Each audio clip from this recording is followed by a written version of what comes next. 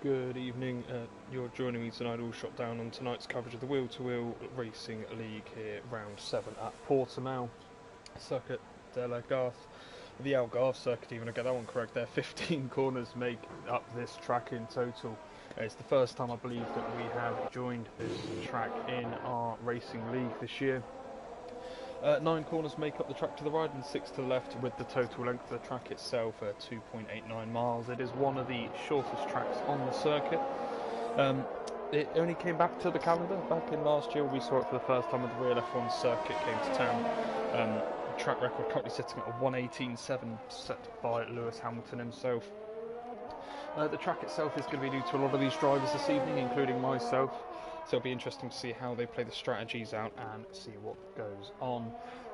Just going to wait for the first couple of guys here to start crossing the line here, and we'll be on board for one of the first flying laps of what is very much like a roller coaster of a track, to be honest, as these drivers go around. So we're just going to jump on board here with Steve-O. He's just going to go flying down this quite a long start-finish straight after this long right-hander that takes you onto there.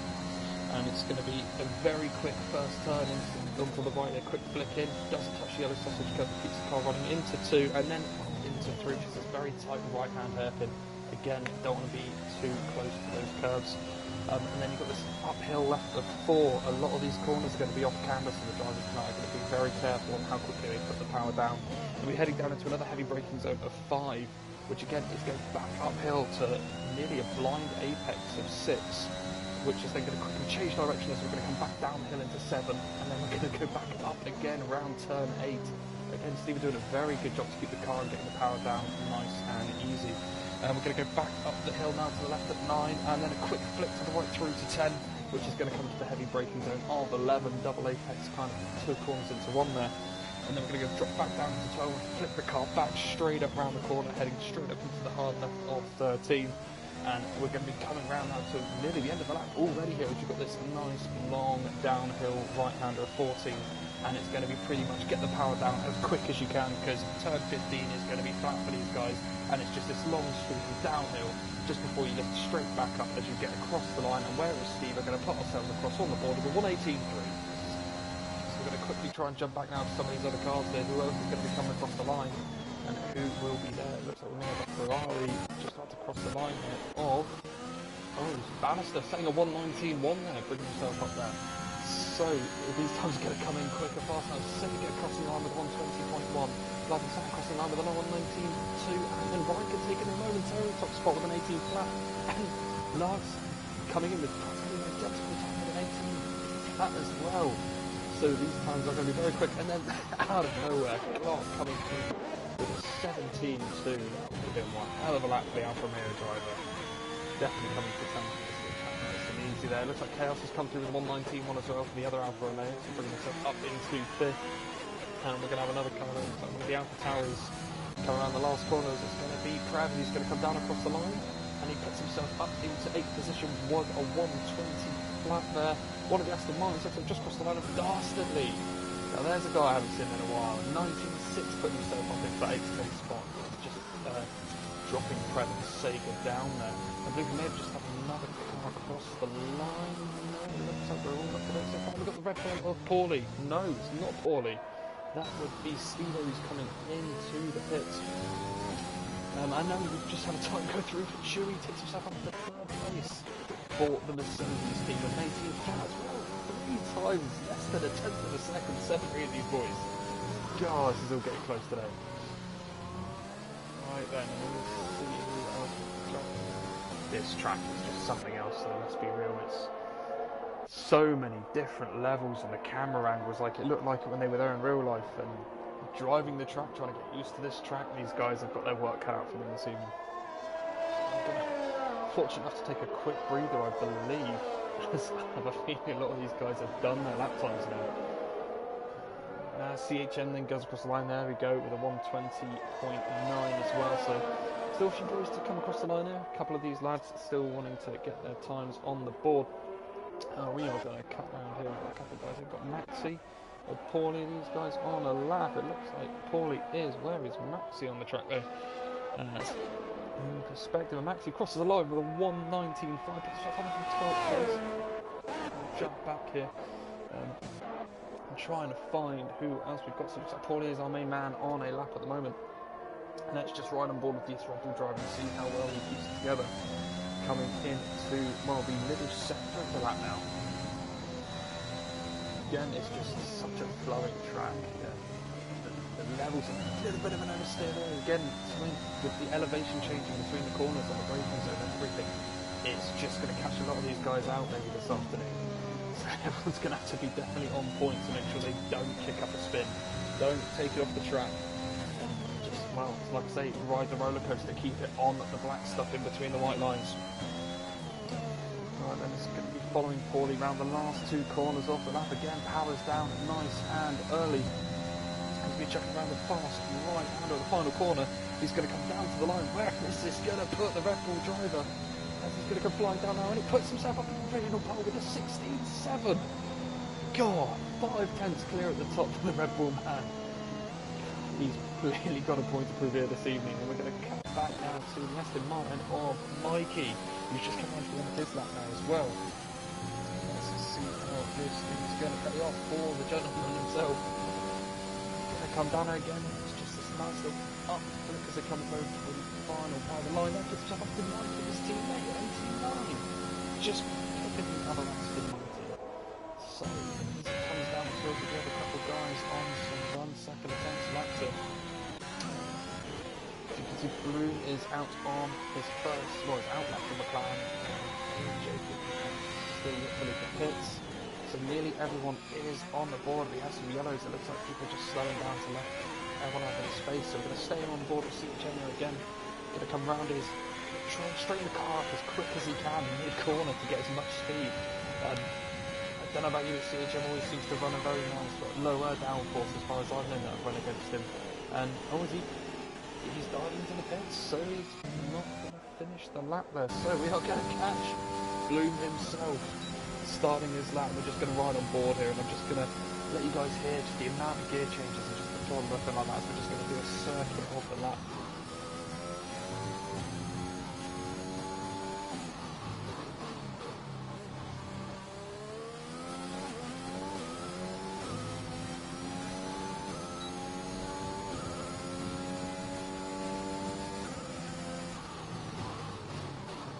Quick shout there as I've just seen on the stream there.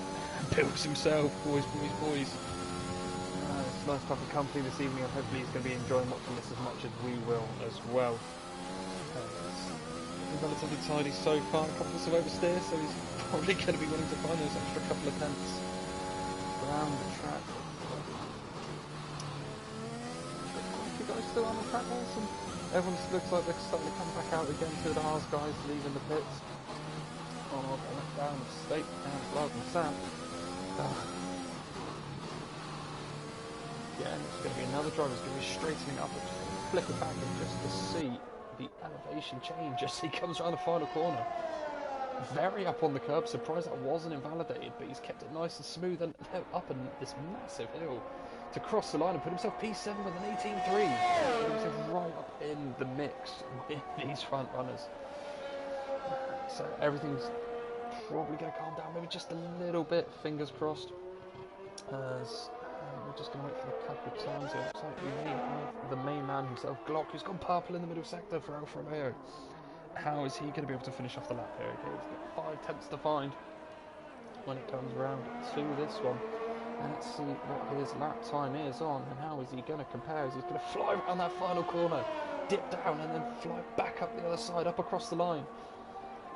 And where is he going to put the man himself? 16.3, so he then takes it back away from Paulie. 4 tenths clear. What can Paulie respond then? What can he do for Red Bull?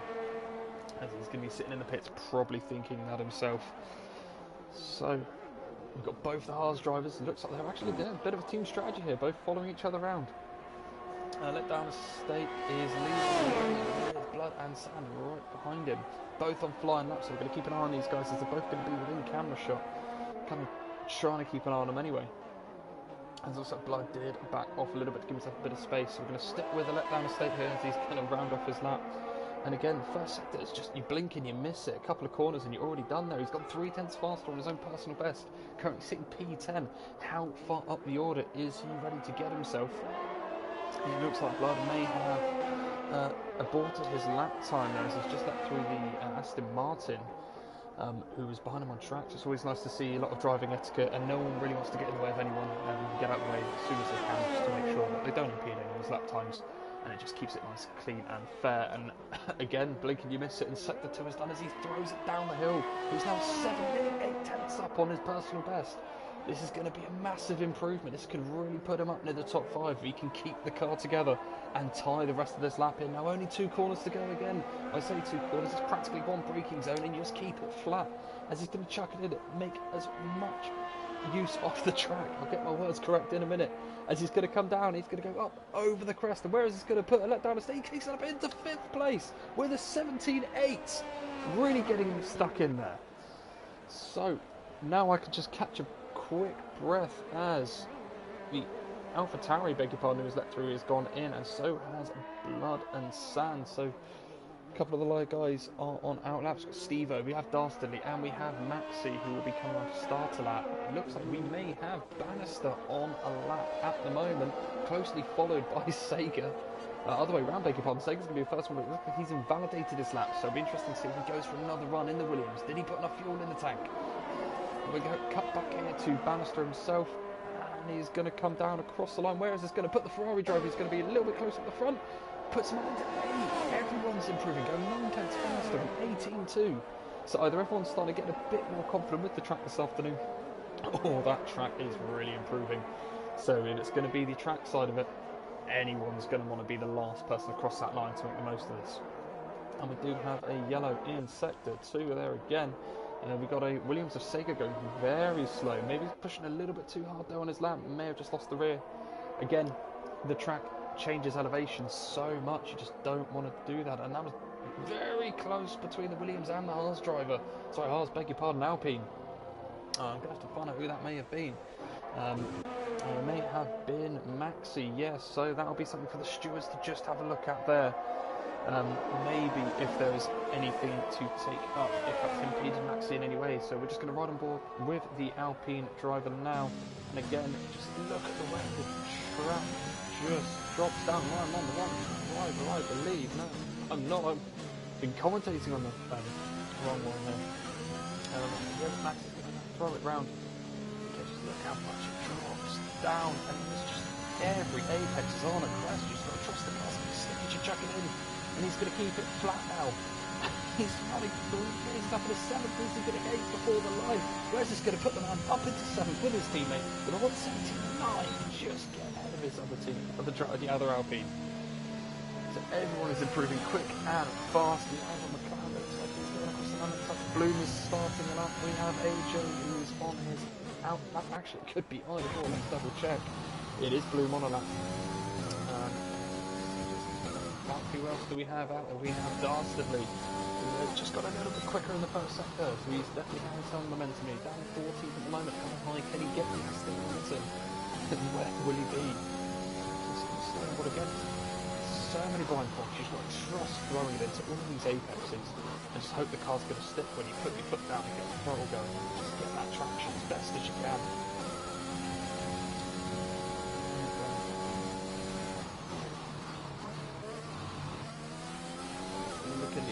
So far, he's now half a second up, 5/10 quicker.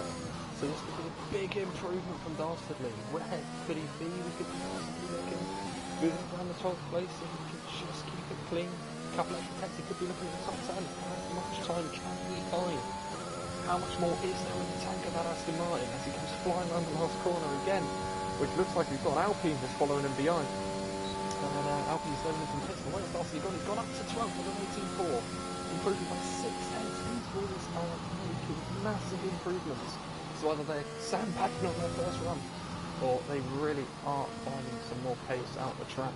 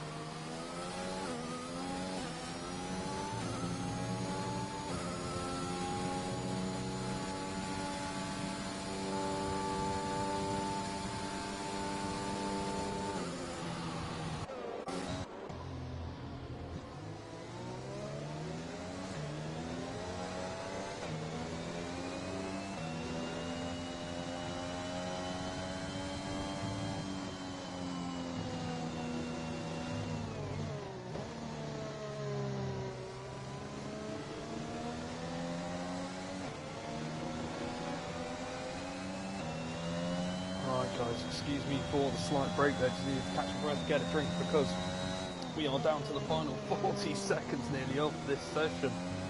And everyone is out, so times are going to be coming in quick and fast. As everyone's got a couple of drivers that look like they have committed to where they are. Steve on an outlap, he should have enough time to get round by looking at where the two Red Bull drivers are. But we are just going to stick with who is on a lap. We are going to ride on board with Glock. Looks like he could be one of the, well, I say one of the first. I'm going to be honest, I'm just going to try and stick with as many people as we can if we get these lap times as well. So I see Glock here going round. We saw Paulie was just about to start a lap. It looks like Steve-O is just about to start a lap as well. We have Aston Martin crossing the line.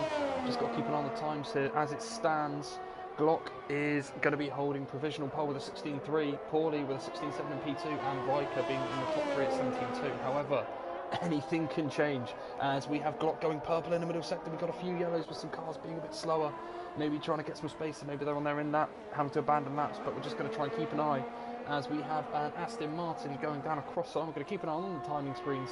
Looks like Trev has cemented where he is going to be. Chewy is staying where he is. We are going to see Glock come down across the line. How much can he improve by the man himself? It's gone with a 16.2. Again, gone faster. He's really given them all something to work with here. It looks like Paulie is not going to be on that. That is a slow Red Bull moving around. We have Riker who's gone 2/10 slow, but going to stay with him. How much has he improved in the first sector? Does not going to matter because he is going to be in the pits. Next up we have Steve-O, and one of the Ferraris, which could possibly be, is going to be CHM. So we're going to quickly have a flip down to where that Ferrari driver is. Where is he gone? There he is. CHM is on the lap. He's 1.9 seconds down though, so may have had a bit of a tough lap there. We're going to try and jump back to Steve-O. Where has he gone? There he is, and Steve-O's in the pits as well. So it looks like everyone on their final run either pushed a little bit too hard, maybe a bit of traffic, or just, I don't know, invalidating their laps, but that's definitely going to be something for the stewards to look into if there is anything like that at all. But as it stands, the session is done. We do have one guy on up there, Paulie, but it looks like he is going to be coming back into the pits very slowly. Right, so that was a very quick and a very intense session for the first time around in Portugal. So it's going to be very interesting to see how well these guys can, well, follow each other around this track. I have no idea what to expect. We've seen it in real life. But of course, this is the game, and these guys are a different breed. So I'm just going to wait for it all to come through. All the final standings, everything should just settle. And I should be able to then catch my breath when we go into a brief 5-minute break.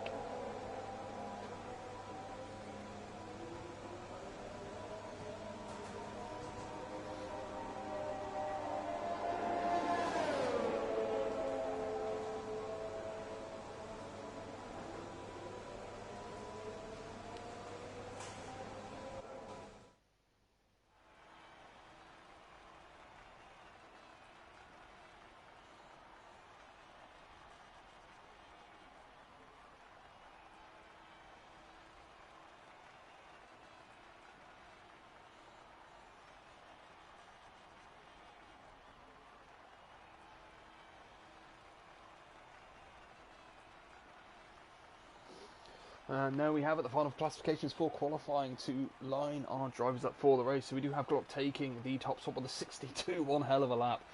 Can't help but think the driver in second, Paulie, is going to have a little bit extra to prove with the 16.7 taking third. You have Riker sitting in third as well with the Mercedes. Great lap for him with the 17.2 as well.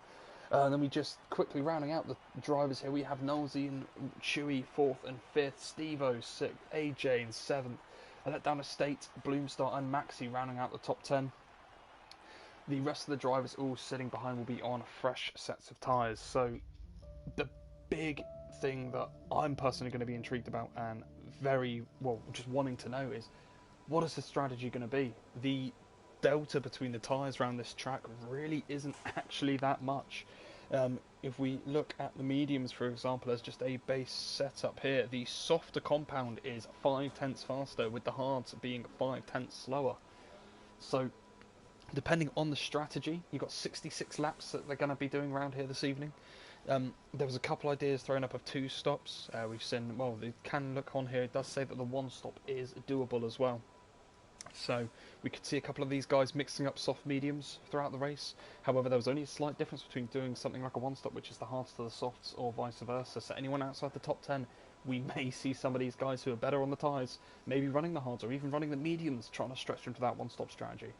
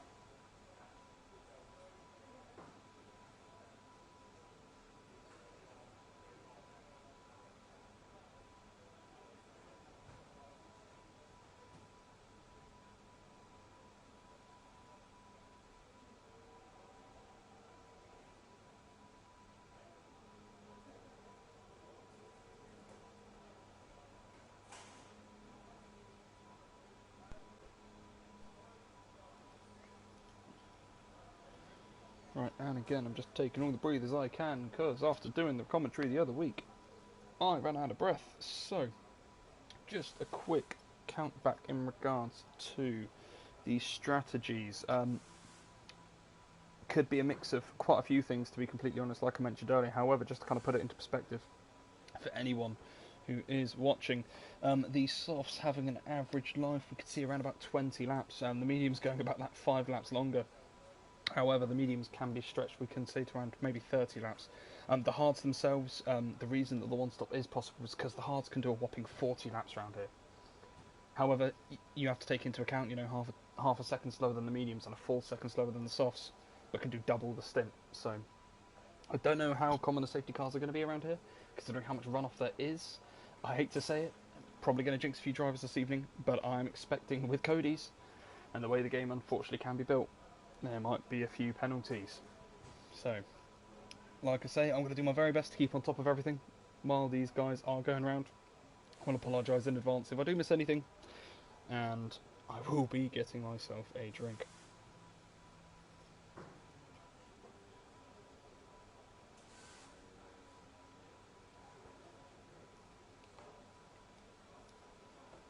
And there we go, so the countdown is on and all the drivers will be on the grid shortly. I'm really looking forward to a couple of these battles that are going to line up.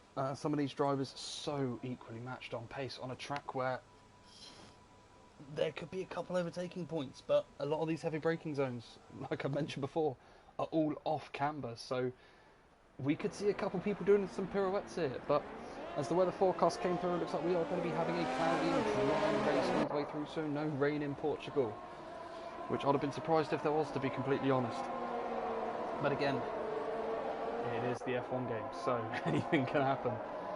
As Glock is going to lead these guys around now this very short lap to get themselves underway. I'm wondering if it's going to give us any graphics regarding pit strategies as they go around. But look at all the dust they're kicking up off the track. The attention to detail is amazing they've done, especially on an update. But from these camera angles, you don't see the elevation change. It's raining on forward, it looks like you're climbing a mountain, and there we go. The strategies, so two stop strategies even there. Soft, medium, or soft, medium. Hazarding a guess that anyone doing that will be putting the mediums on for the middle stint. Anyone will be wanting to end on the faster time, just to try and get that extra lap point for the fastest lap. I will apologise, I do not have the driver's standings and the point standings for the constructors to hand.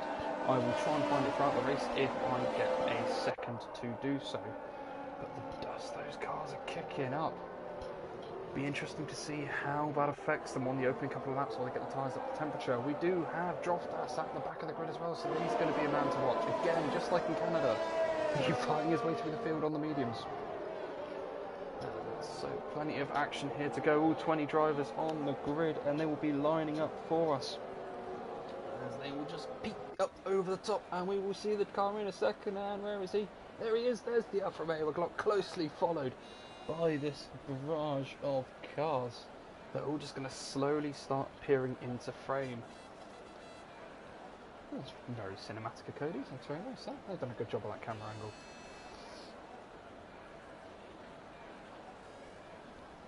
Right then, so we are waiting for the last couple guys to line up on the grid. It's going to be hard to keep on top of all of this, but we're going to try and stick with the action all the way through. Like I say, 66 laps that are going to take these guys tonight. Let's see who gets round to the flag first. And here we go for the first time in Portimao in wheel-to-wheel racing. 2, 3 red lights, 4 red lights, 5 red lights, and they're out, and all 20 drivers are away. Let's go, go, go! So we're going to chuck it down into turn 1. It's a great start by Glock, but Paulie's up on the inside. He's going to throw it into turn 1, and they are going to run side by side through 1 and 2. We are going to drop it back a little bit though, because there are so many cars. We have a yellow flag out. We got 2 cars round at the back there. It looks like Steve-O and Maxi have come together as all the cars are all tripping over each other to get through the first sector.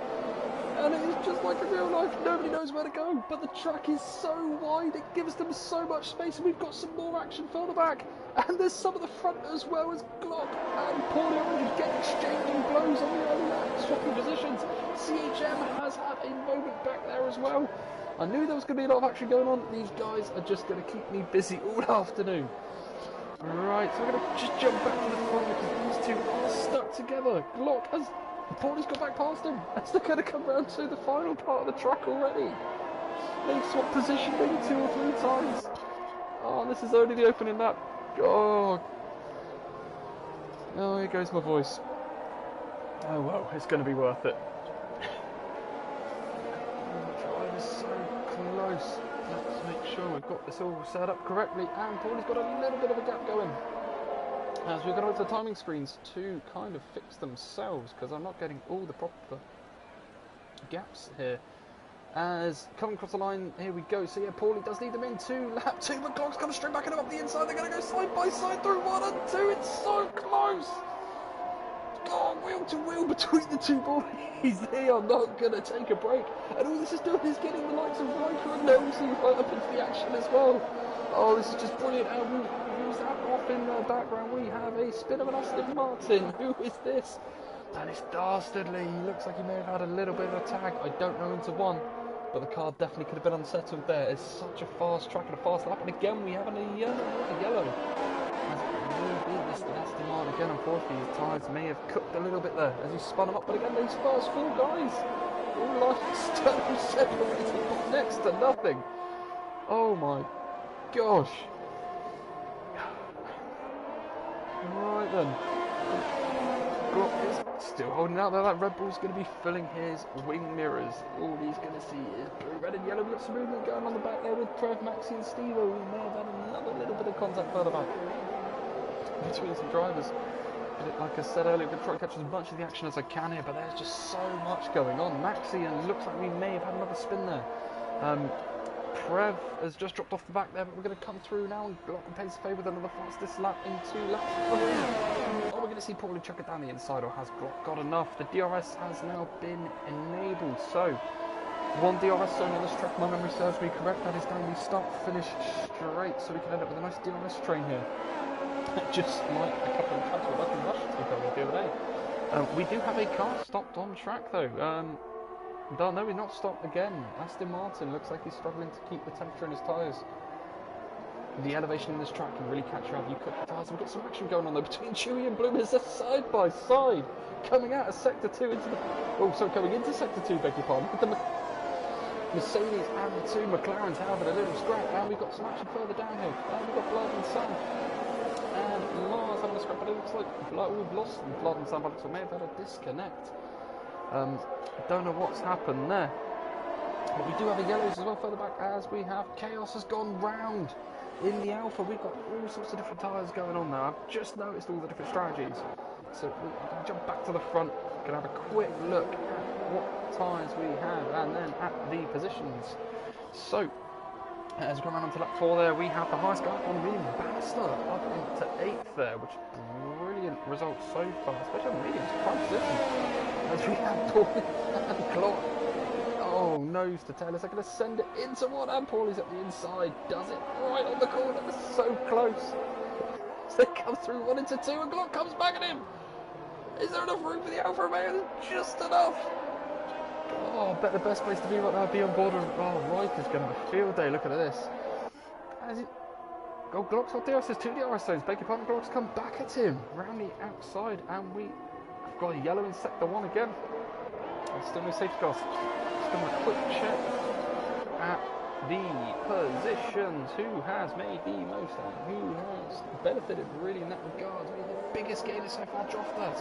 From 20th, he's crept up to 12th. I mean, notice that gentleman in Williams. He's up behind his teammate Sego's got up 6 positions. Mikey up 6. Bloom up 3. Bannister up 4. Prem up 3. Brilliant start for those lads. And the top 5 are unchanged. As we can drop a little bit, I've got a couple of guys that just lost a couple of positions, but again, we're already on to lap 4. Like with Canada, last time out, well I say last time out, 2 races ago, last time I was doing the commentary, so much happened in such a short space of time, and I don't see this one dying down anytime soon. He's going to try and tuck as much of this way as we've got the first penalty on the board, and the second one closely follows between Bloom and Maxi. Just going to keep this all in check. And Glock and Paulie's like going at it again into 1. And Glock going to try to switch back on him into 2 and get a bit of deja vu. So they're going to run around. Trev picking up the penalty as well now. Glock's going to run the car wide. We are going to jump on board with this little scrap now. And the RSO making it nice and easy for the out. But look, Paulie's still on the inside. And we have Riker and just behind there. We've got hands around the side to keep the position. Going to stick with this one here. We have Chewy and Bloom as well having a little bit of a little off centre there by Glock and unsettled the car a little bit. Mike is still there. Knows he's just behind them. It's a little bit of a Chewy, Bloom, AJ. And then let down the state up into 8. The Bannister big car up into 8. John's probably the season, my bad.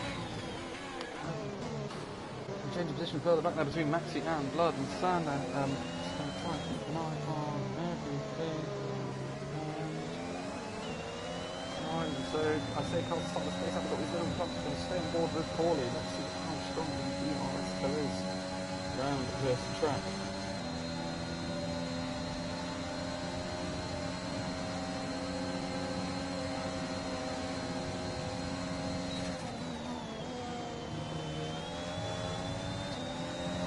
just like that, again, the DRS doing one hell of a job. Now I am going to have to do just like what they do in real F1, and we're going to actually have to cut away from the action for a split second to see if we can get Blood and Sand back into the lobby. Bear with us just 2 seconds while we get this one sorted for him. Where has he gone?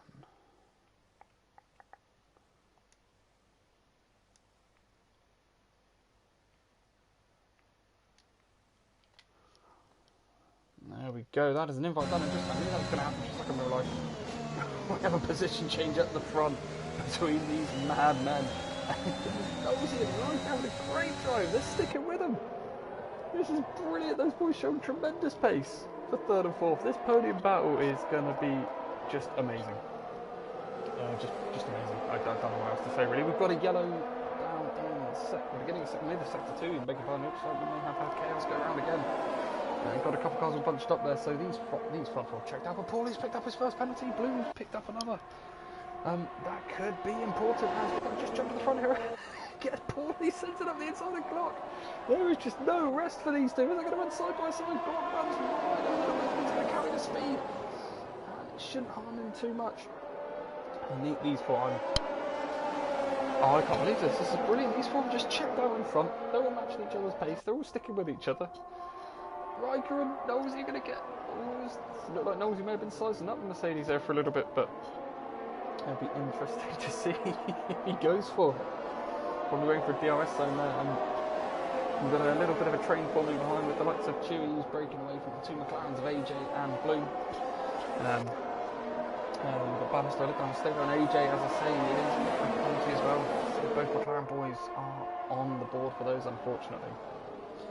And just like that, we're going to be coming around to the final part of the track already, which is sector 3. So we're just going to keep an eye on things here.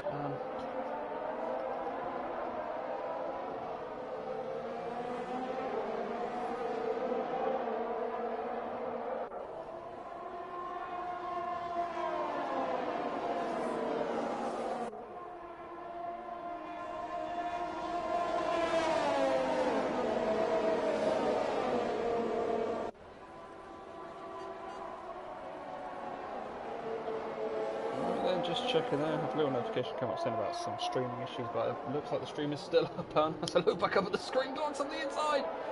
Oh, this is brilliant. I love it. These guys are just going to go at it. I just wish they could stay like this for the whole 66 laps. Well, kind of do, kind of don't, because it'd be nice to give some other guys some camera time, but there's just no rest here. They're side by side again. Oh my gosh, these boys, their track is just that wide, it's giving them all this fun to play with. This is amazing. Oh. That's insane. Again, side by side, and Paulie's back in front of him. Glock's going to send it around the outside. And Glock's back in front of him. Riker's gone for it on the Mercedes. Look at him get stuck in. He's gone for it. Riker's gone through into the lead. He's taken both. What a move for the Mercedes, man. Oh, amazing. Absolutely amazing. I'm actually going to come round here to start lap 9, and it's going to be Riker in the lead. Oh, what a brilliant move.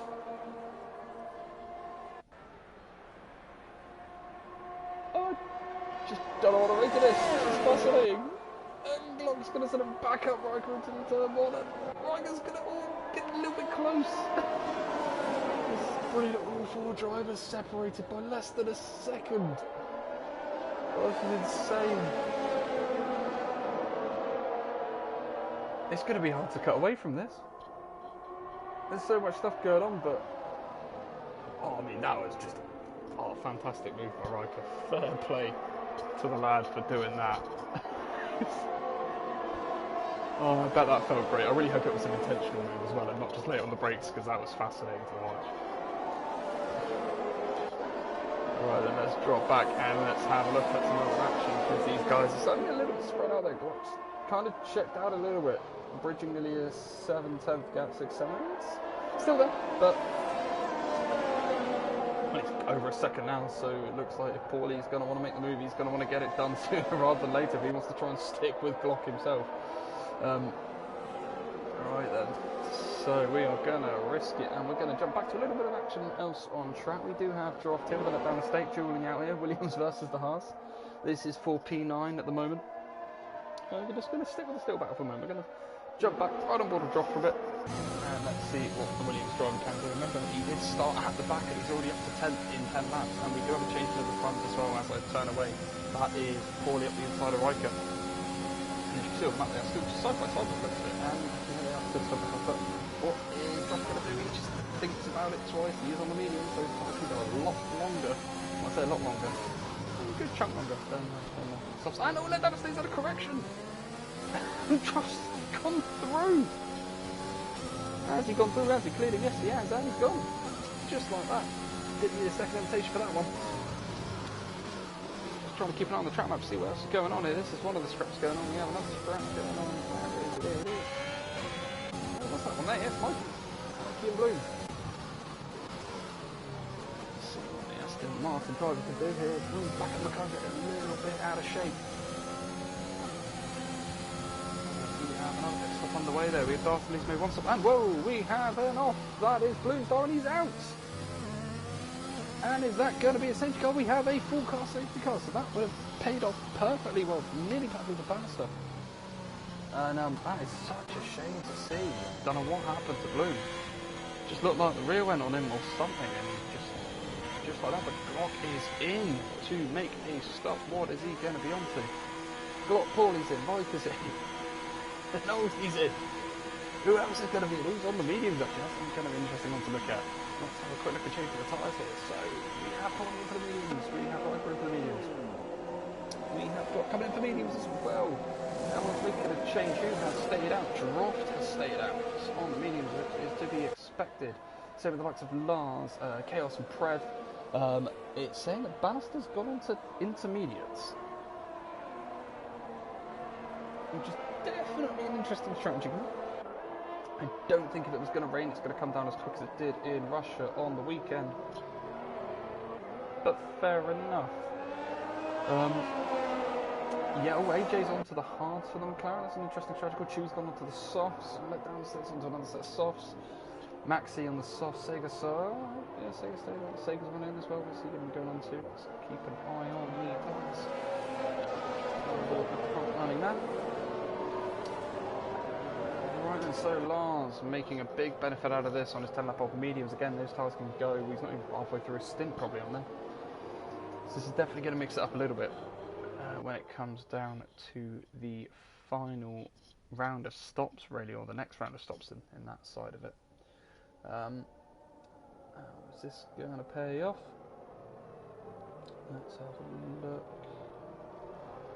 Okay, so a couple of drivers are going to be good to keep an eye on here. Chewy, let down his stake, and Maxi, all on a fresh set of sets again. They are half second lap quicker. We can make the most of them. And I hate to say it, we do have Bannister in again for a front wing change this time. Or maybe that was the same last time, but a front wing change, and well, luckily he's ditched a set of inters. And he's onto a set of hards. So, most important, he definitely should come out the pits ahead of the safety car, so he's going to have enough time to go around and catch back up and get himself up onto the lead lap. We have an Aston Martin of Darcy, who unfortunately is stuck in the queue. And unlike in real F1, you cannot unlap yourself on the game. It throws its toys out the pram. So, after 11 laps down, only 11, you have got to be joking. And we are. Oh, that was so much action, and now Droft's up there as well. This is going to be mental, but it looks like we will be having some company. Bear with us 2 seconds. Let's see if we can get someone else in.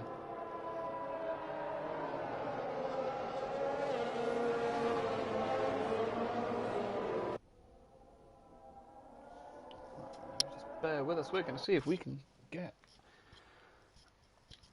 someone else into the commentary booth. God, that sounded cheesy saying it out loud. And let's have a look-see.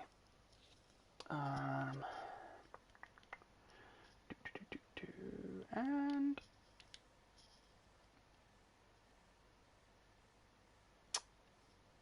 there we go. And cut back to the action. And Bannister's still flying around. Come on, Bannister, you can catch up. Come on. You got time. You can do it.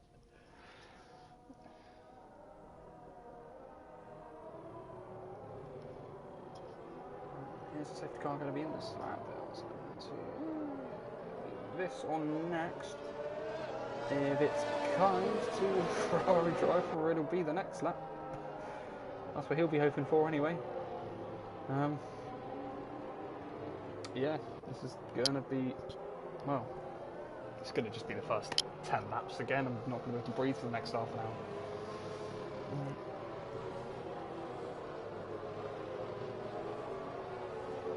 This has been absolutely fascinating to watch so far. And let's see if the safety car is in. Are they coming in? Nope. They are going around for another tour of the track. So as we do have company now in the commentary side of things with Blue himself. Hello. Good evening. In fact, I think I need to do my audio That's settings. Absolutely fine. You can do that. I'm just going to quickly have a swig of my drink, so bear with me just 30 seconds.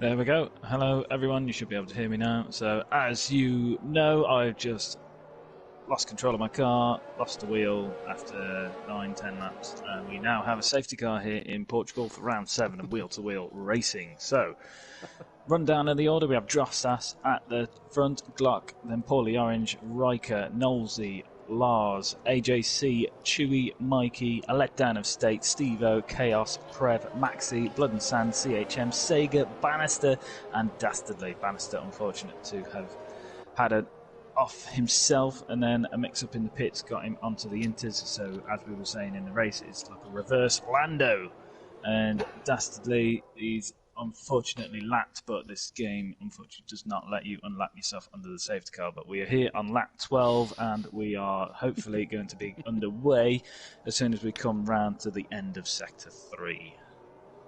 You just had to one-up me, didn't you? Alright, so no. I was unlucky to see that, man, in regards to what happened. I was on board with who was it now? I was literally on board with whoever was right behind you, Mikey. And as I glanced away from the screen, I glanced up and your car was gone. So it's just unlucky, man. This track does look tricky. I've done some time trial. I could barely keep it on the black stuff. How these guys are doing what they're doing. But tell you what, as you're in the party, I can have a bit of a breather now because I've been non-stop for 11 laps because Glock, Riker and Port, they've been mental.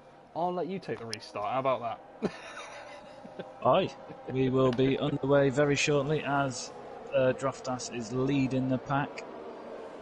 He's not going just yet, and he's now pedal to the metal, and he is away down into sector 1, coming down to the first turn. It's very hard to control your tyre temperatures here, and you have to watch this inside curb on turn 1 as we go around, and everybody seems to be doing okay this time. Very tight in the sector 1 for turns 1, 2, 3 and 4. Very difficult. Turn 4 is off camber, but everybody seems to be getting around pretty okay. A bit of a position swap there between Chewy and Mikey, and they're still racing. Different tyre strategies there, so that might come into play. A lot of cars gathering here, and a letdown estate being swamped there from a few cars and losing a couple of positions on track.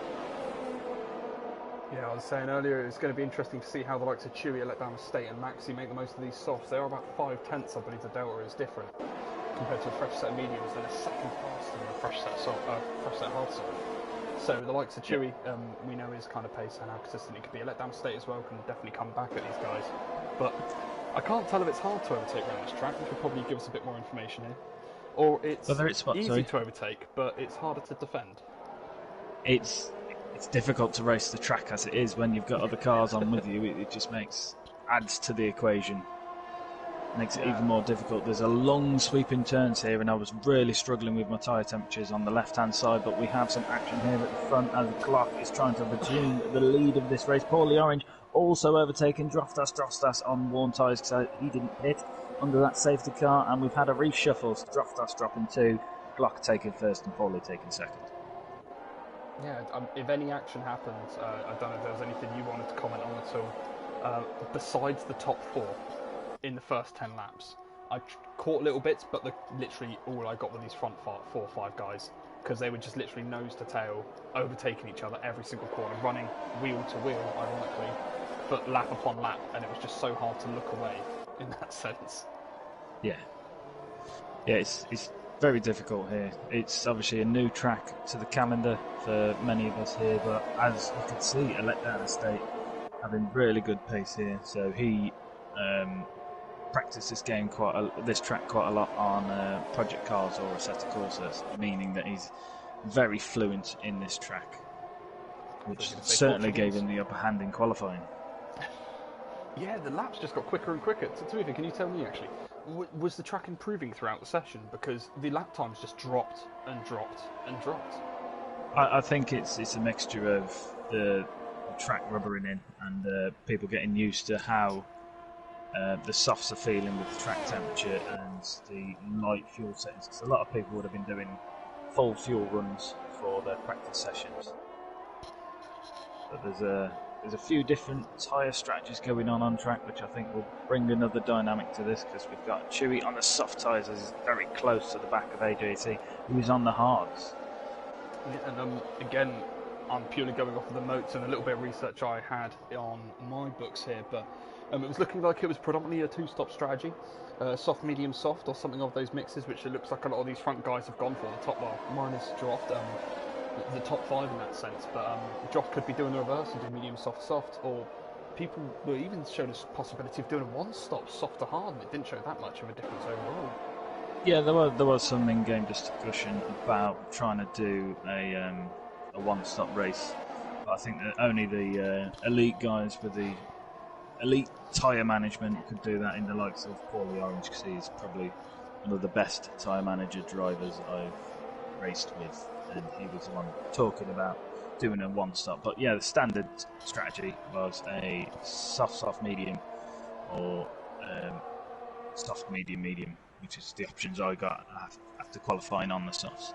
Yeah, no, I'm going to be honest, I couldn't imagine Paulie doing something like that. From lights out, he has been up there with Glock, and I still think was probably the best move I've seen in a long time out of nowhere, which was Riker taking both of them in a series of like 2 seconds, if that.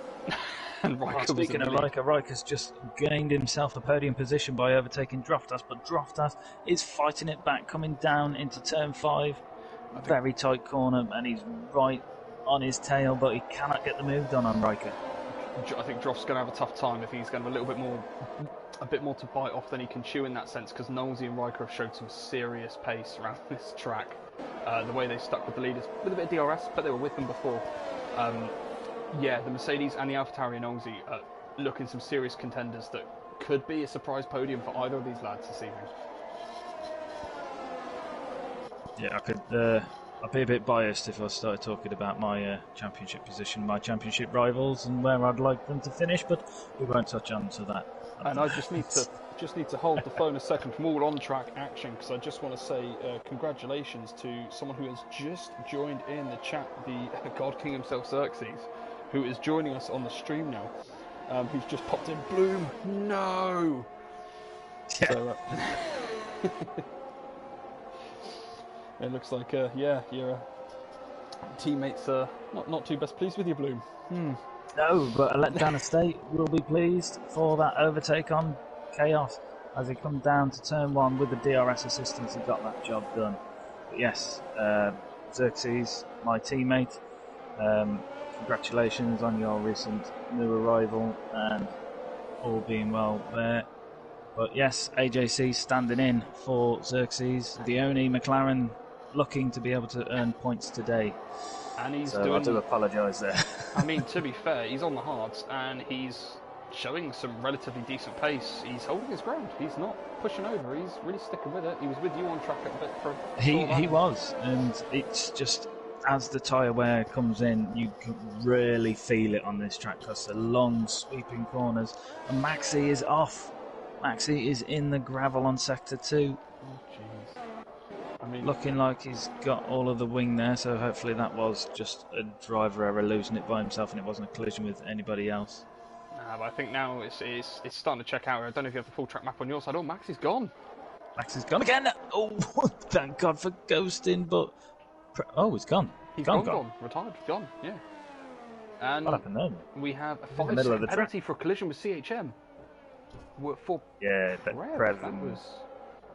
I think they both got caught out there from the ghost. Chaos is in, so this will be an interesting one. See what he got onto. To be fair, he's had a couple of moments on his tyres. It looks like the track may have caught him out a little bit, but again, he's still standing strong just outside the top 10. I think a few people will be happy with these safety cars because fuel was looking like it was being difficult to save on this track, and yeah. Okay. We've got another spin by the looks of it in the middle sector. Oh, it's a safety car. Beg your pardon. I was like, hold on, Renault's not on the game this year, is it? It's Alpine. DHM going very slowly into the pit zone. He's pit in. Surprised that Droftas didn't take the opportunity to pit there, whether he was past the pit at the time. I think he needs to, because the mediums go like 18 to 25 laps, or sorry, 25 to 30 laps. And I think surely he's going to want to come in and chuck another set of mediums on, or is he possibly doing a one-stop to softs? Well, I don't know, maybe he is pushing for a one-stop, but it seems a shame because he gained that first place position from not pitting under the first safety car, but he's clearly lost 3 places from having that extra tyre wear on his tyres. So, as you say, he could be pushing for the one-stop. Oh, and Glock's in. No, he's not. He dummied it. He dummied me. Oh, damn it. Oh, I fell for it. Oh, Dan is in. Dan Droftas is in. So he will, unfortunately, lose a few places from this, but hopefully not too many. It's still under safety car, but as soon as Glock catches that safety car, the Delta will be released and everybody will be able to go full speed around the track. No. While they are just doing their thing a second, and while I can't imagine, I can imagine Droftas is going to be probably the only gentleman to pit under this at the moment. When this track came out a couple of weeks ago, I just wanted to kind of see how you found it, Bloom, personally, because I've not actually spoken to anyone about any of this, really. But I found the... oh, shut up, Xerxes. Just put on the stream. Ah, got him! God. The track was surprisingly tough, but especially for anyone who runs the medium to no TC, because all of the corners, or the heavy braking zones at least, remind me of Austria Turn 3, which is it's all off camber. It's always at an angle, so if you try and change gear at the wrong time, downshift, up, do anything to the car it doesn't like, your back end's going on you. Yeah, you need to be... There's a few of these corners where you can't go full lock, full throttle, which obviously helps on a pad, like myself. So you're trying to manage not being full lock or not being full throttle, one or the other, which is how you have to manage to get round. Yeah. But there's a good flow with this track, but as soon as you lose that flow, you're completely offline, you're off camber, as you say, then your back end's twitching, and then when you've got the pressure of a car behind you, that's when it all mounts up. And then even just the fact of doing 8 laps, you're then battling with fuel and tyre temperatures, because my left-hand tyres was consistently over 100 degrees, and that in itself will increase the wear and lower the grip, and that's when you are then facing with some problems, especially, like I say, these long, fast, off-camera corners. Yeah. I've lost count of how many times I said it earlier. But it's it's effectively Austria, just with a couple extra corners. The whole vibe of the track. That's what I personally felt, and watching. Yeah, because Austria doesn't have very many corners at all, does it? To be fair. Yeah, but it's that thing of you are on a set of rails. If you come off those rails, you're offline for like the next 4 corners, which around here is like half the lap nearly. You know, a bit of an exaggeration, but yeah, it's an entire sector. It definitely shows that you're going to have to be on it constantly, and for it to be 66 laps, which I wasn't aware of until just as we got into the lobby. To see everyone going side by side. Luckily, the track's wide enough. It's been great to watch, but I can't tell if it'd be really fun to drive or just really stressful. It is fun, but it's stressful when there's other people on the track with you. That's the Which the unfortunately bottom has to line. happen when you're racing. You do race against other people. So, I mean, after the safety cars coming in, and as we start to peter out a little bit, I will do an on-board with somebody, and I'll sort of run you through my experience of this track. But as I say, safety cars coming in this lap will be resuming racing soon. But there's been a few people who have had the pleasure of being able to play this track on other games or have much more experience of it from when it used to be on the calendar before. But that was yeah, it's a new track to a lot of people. And I said at qualifying there was a 3.3 second split from top to bottom. I mean, I hate to be that guy. They've not raced at Portimao before. S0 was the first Portuguese track. This is the first time it's ever been on the F1 calendar. Was last year. Right. Aha. But they've raced it on other games. But Glock is away. He's released the pack from the safety car, coming down to turn 1. And he looks to be holding his own against Paulie at the moment. Riker having a look just behind. I don't know what it is. I don't know. I know the track's been a little bit bugged with Cody's and that, but Paulie unfortunately has picked up a couple, and I can't really see why. He's had a couple of penalties come through, but I'm surprised how many people have kept it clean. But yeah, like they say, they are nose to tail coming out of that first sector. Oh my god. Look at them all as they come over the crest. That is insane. We've got some side-by-side action and cars moving there. We have Sega, Bannister and Droft all going into one part of the track. Oh, amazing stuff. And everyone's kept it clean. They've all come out unscathed there as well. Like I say, and Droftas ran the outside of Bannister on sector 2. That was an amazing move. Oh, we've got someone round. It looks like Lars, who has lost the back of his car. Fortunately, on those softs, they are not going to thank him for that one anytime soon. I did have to ask, did Blood and Tank get back into the session okay? Because I didn't see if it popped up. I didn't see. I would like to say he did. I did send him an invite. No, well, he is still ghosted actually, so he may not have that actually. Chaos looking like he's got the extra adhesion over Bannister. Bannister on the hard tyres, coming around the end of sector 3. ERS on, overtake on, but Bannister has got the straight line speed and he's having a look back up on the inside of turn 1, and they're getting very close, and Bannister has lost it. That was very tight between those two drivers, so we'll have to see if that gets reviewed in the incidents afterwards, if either driver feels they've been a peak. But Droftas on the inside of Sega, the car's coming down into turn 5, looking like confident is going to get that move done, and he does. Just to quickly update at the front here, so this little battle that's been going away, just like at the beginning of the race, Riker and Nosey are kind of sticking with Paulie, and Riker's got on the inside of Paulie. What a move for the Mercedes man as they come to the end of sector 2. I was just about to mention about the penalties and everything like that, but Riker really is a man on a mission this afternoon. He's really going for it. Yeah, Riker doing very well in the driver's stand. I believe he is actually second in the driver's standing at the minute. So he is so you may have to give us a rundown. 4. I couldn't actually access them before the Grand Prix, so... also, one of the top 3 that don't have penalties. He does have some great straight line speed though, because Paulie is not able to make a move on this occasion with his overtake button on. I'm going to mention the way that Mercedes Riker set that up for this track. It's very McLaren-esque from the real life, where it just looks like it's got some phenomenal straight line speed.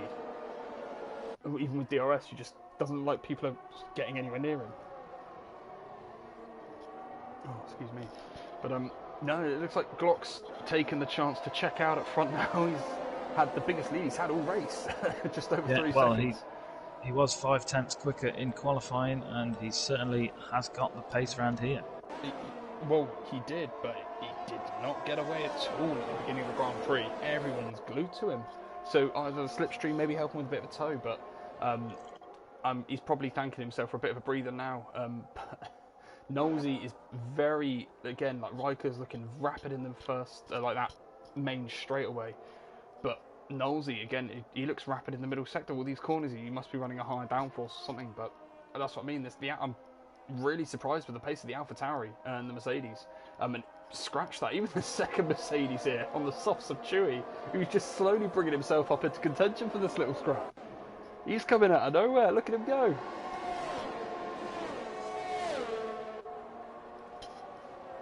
We're going to change back up near the front. Sorry if Riker and poorly they didn't change, but Riker sent it back round the outside of him, so Riker's getting his elbows out. Alright, he's not going to be a pushover. Maybe trying to get his teammate up there with him. Definitely would be a big result for the Mercedes lads this season.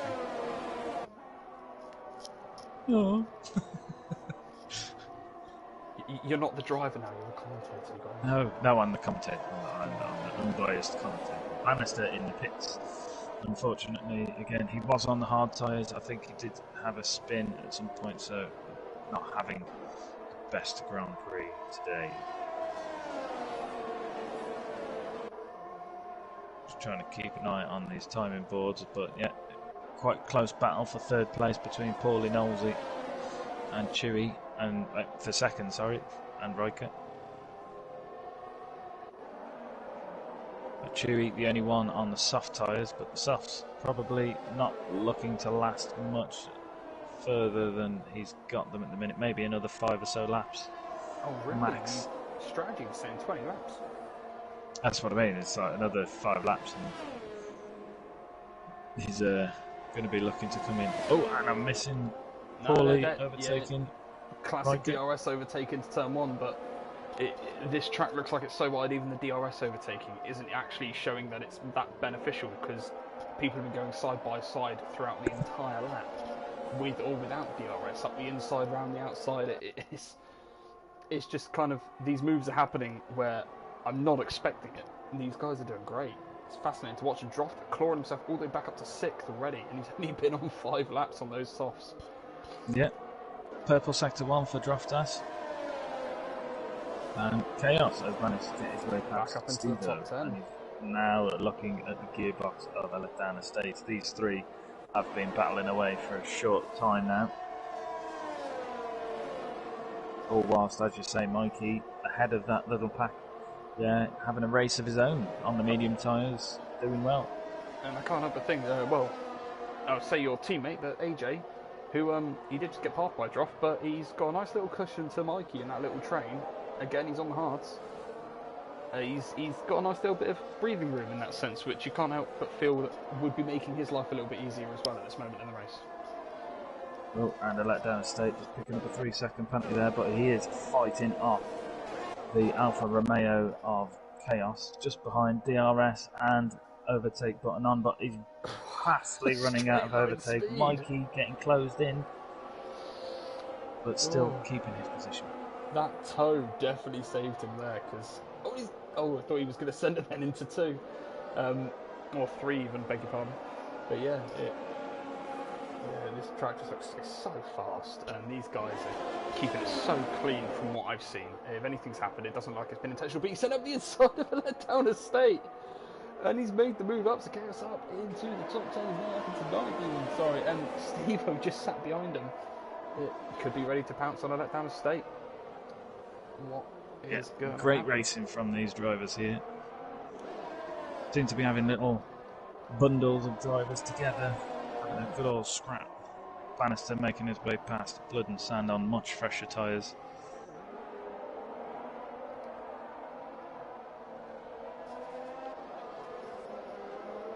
Let's have a little flick up to Knowlesy, who's looking like he's going to be having DRS. He's got his overtake on. Riker, not much overtake in the bank to defend. Knowlesy, DRS, overtake, and it's looking like an easy overtake down before turn 1. But let's ride on board with Knowlesy. Turn 1, that inside curb you have to watch that very carefully, because that will unsettle the back of the car. Turn 3 here again, not as bad as turn 4 as we come in here, but it's very uphill off camber. It's very difficult to try and keep the car back end glued to the road and keep within the track limits here. Heavy braking down into turn 5. I was struggling a little bit with getting the traction on the exit there. Then this is where the flow of the track really begins, because you've just got to let your car glide round. Every exit of the one corner leads to the entry of the next, and as I say, plenty of undulation here. Heavy braking here. You want to take a wide entry into the corner because it sets you up nicely to dip down here, lift up into sector 3, left hand here, and again this is where you just have to watch the track limits. A bit of a difficult corner, this one. It's just trying to judge the speed correctly to launch your car, because now you are full throttle all the way down to the finish line. You want to make sure that you've saved some of your overtake. So if you want to get the move done, you can get down here, Knowlesy with the overtake and the DRS, chasing down Paulie Orange, but he's not able to get the move done. But Droftas got the move done on Chewy behind him.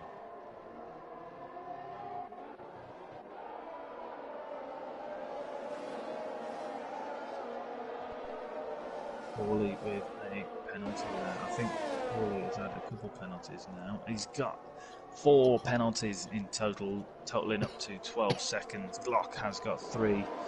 So this is looking very good for the likes of Knowlesy, Riker and Droftas, because they are right up there. And Chewy without any penalties. So they could cross the line 3rd or 4th and possibly be looking at a higher step on the podium. I'd have to just say it is a complete bliss that you've actually got into this to do the commentary as well, because it is generally giving me time to just have a breather and just have a drink, because my voice was nearly knackered after qualifying in the first 10 laps. Well, it was a big and ah because I was a bit like gutted I wasn't going to mention it, but you know, you opened the door and I was like, oh, go on then. Well, it's that easy to lose it here, but you know, Chaos is going to demonstrate now what it's like to overtake a car on a harder compound when you have DRS and overtake at your disposal, but his overtake button has run out of juice.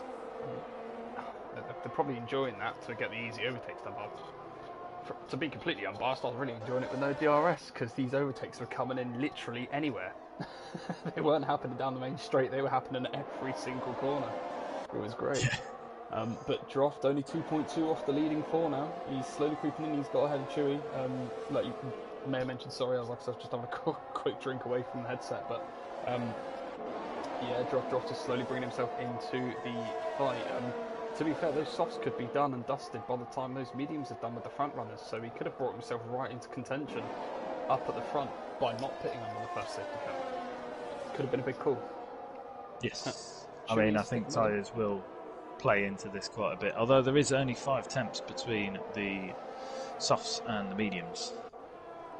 That's what I'm trying to think, like, even after a couple of laps, the degradation must have some form of effect, but saying that, the gap at the front is biggest it's ever been, 6.5 seconds. Glock has the lead by now, over Paulie.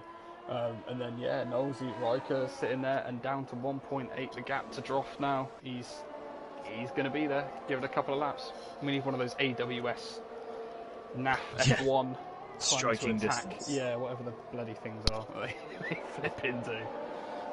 Change of position now though. Steve-O has got to let down a state. Steve-O is up into the top 10 on the mediums.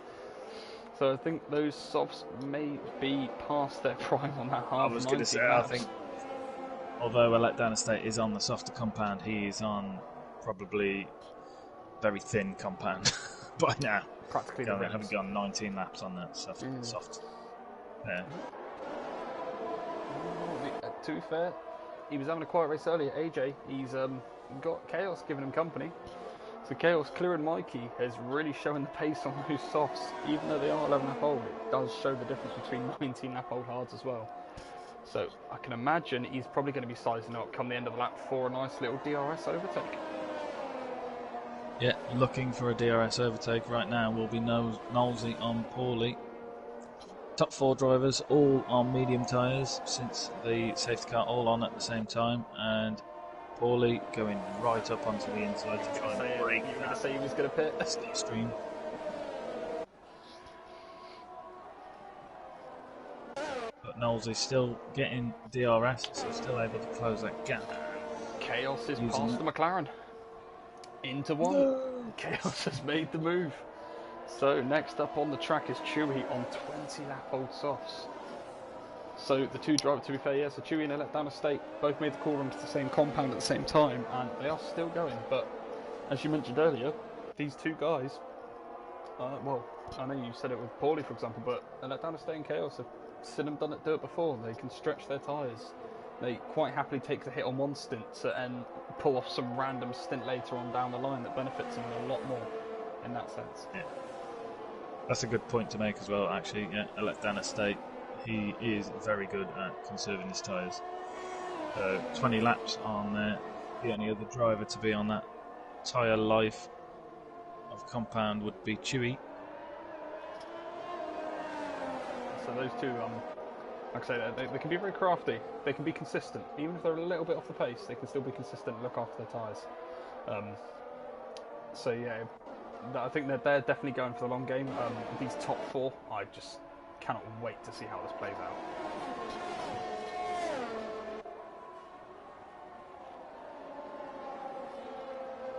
It does look like Riker, though, is taking a little bit of a back step off these front three. Maybe probably getting a breather himself after being up there for so long. Maybe recharging the battery, but saying that, yeah. 1 second behind his draft, he came into the camera shot out of nowhere. So draft is here, and he is ready to go. Let's see how the Williams driver is going to close up on the back of these guys. I'm going to jump on board with Draft actually for a bit, just to see the angles. There's so many blind apexes on this track, you just have to trust your tyres are going to hold out. And that you're not going to, well, a bit of a touchy subject maybe too soon, but not lose the rear coming out of the corner. I don't know what you're talking about, mate. I mean, I said it plenty of times during qualifying and no one did. I was very impressed, and then about 7 did in the first couple of laps. So, well, first few laps, being fully laden with fuel, it felt pretty solid on track, but soon proved to be, once the tyre temperatures raised, that just reduced the stickiness of the tyres, and it just didn't. The position drops in right now as well, is that as soon as you can see the guy in front, you start pushing that a little bit more, but you can't just see the guy in front. You can see Paulie Orange up in second place. Like, he can see the next 3 guys that he is going to be racing. They're just there for the taking. Surely this is just going to give him that extra bit of, motivation to go for it, break that little bit later, chuck the car in that little bit faster, get the most out of these soft tyres. Yeah, he is going to be using them soft tyres to the max. Chewy just behind now, 22 laps on them tyres, as is a Letdown Estate, but I'm now looking at Mikey deep in the battle with Steve behind, AJC and Chaos in front. Very different tyre strategies between a few of these, all on various tyre lives as well, so interesting to see how this will unfold as the race goes on. I mean, either Chaos has had a moment or AJ has pulled out a lap of dreams, because he lost the position to Chaos a lap or 2 ago with the DRS, and big slide there, but he's caught it very well. I was just about to say, he's doing very well on the hards to maintain that gap to Chaos. But again, yeah, he's clearly sat in the McLaren that can catch skids. I mean, I don't know what's more impressive, the fact that you decided to do the commentary after you've had your accident, or the fact you somehow hit something on this track. There's like a mile runoff on every corner. I don't know how you managed it. Well, I'm now watching Draftas with DRS. Riker is outside of the DRS window. He's closing down into turn 1, but this is going to be tight, and Draftas backs out. I've been on board with him a couple of times. He's been very careful into 1. He's not sent it, so he's definitely been a lot more conservative on his overtakes. Well, as I say, that turn 1 is quite a fast corner, but it's fast and sharp. So, but yeah, he's getting the move done down into turn 5, but Riker is not giving it easy. But the Williams is past the Mercedes. I think what Riker's probably going to be looking to do now, he's either going to be wanting to use Droftas' pace to kind of stick with him, get the DRS, try and pull himself back up to the fight. It does look like, very much like in Russia, and like I said earlier on the weekend, like the DRS train is just so strong here by the looks of it. As soon as you drop out of that window, you just can't seem to pull yourself back into the fight. For example, Nosey is just right there with Paulie. He's not letting that Red Bull get away at all. Well, no, because obviously Paulie's dropped out of that DRS from Glock, and just look what's happened there now, 7.7 seconds in front. Yeah, clearly the DRS is really great help. To be fair, I didn't realise there were 2 DRS zones until I saw some overtakes earlier. But yeah, it's just showing that the pace of some of these guys around here, I think it's showing who put that extra little bit of practice in around this new track before the race tonight. Yeah, I think literally the order is probably the same order of hours on time trial being spent by some people, with the exception of a few. But Mikey still chasing down AJC. AJC getting a cheeky little bit of overtake from the lapped car of Prev. And just to quickly jump in there, a letdown state is in after 23 laps on the softs for a fresh set of mediums by the looks of it. So that's a very slow stop, unless it's my stream just lagging. It'll glitch and be halfway down the pit lane, I bet you. I hope so. Yeah, otherwise he's got a Valtteri Bottas pit stop. Oh no, there he is. He's already at turn 2. Yeah. Good job, Cody's. But yeah, I mean, he just did 23 laps on the softs. I mean, is it too much to say he could do 30 on a set of mediums? Well, we'll see how far Chewy can go on these softs and see how far everybody else takes the mediums. Dastardly has done 31 laps on his mediums thus far, so he begs to work. I mean, Fred Dastardly and Letdown Estate, former teammates from multiple seasons in Wheel to Wheel, so it wouldn't surprise me if there may be a little bit of communication going on there, you know, helping each other out. As much as you are racing against these other guys, there's always that little bit of friendly advice and competition between everyone, as we have a yellow in sector 1, one of the... which Red Bull is in the shape of Paulie. I don't know, possibly lost it. I don't know if there'd have been any contact, but I mean, somebody who's not going to be complaining, unless there was contact, is the AlphaTauri and Aussie. That's given him a nice bit of breathing room. Droftas just behind, but still outside the DRS zone. It doesn't look like there's any wing damage to either of those two drivers who were near poorly on track, so I mean, I hate to question it, but could he possibly dropped it? Yeah, it's every possibility, you know. Some of the best drivers I know here have dropped it and crashed out. You've clearly never seen me race around it. But no, I'm impressed that there were only two out at the moment. I'm sorry it's at your expense, but yeah, it's. I generally thought there was going to be a lot more people off carbon fibre flying, but there's been very minimal contact from what I've seen. It's very impressive from these lads. So I'm looking at just Mikey's just dropped back ever so slightly from AJC. And sorry to jump in there, Chewy's in. 26 laps. Chewy is in, 26 laps. That's mental. Again, fresh set of mediums. So, I think, as we both said earlier, like this could be that's the stop done. I let down a state and Chewy to the end, maybe on the mediums. Maybe hoping for another safety car. Is he going to get out in front? Oh, and who else is in? Dastardly is pitting on 33 laps. On the medium Chewy's got a nice gap to come out in between Sager and Lars. So he's got enough time to get into his groove, but you know, maybe as the laps go on, people get a little bit more desperate for those moves. What is it, 28 laps to go? If I can do math, yeah. So it could get a little bit dicey for position. Could be a possible other safety car.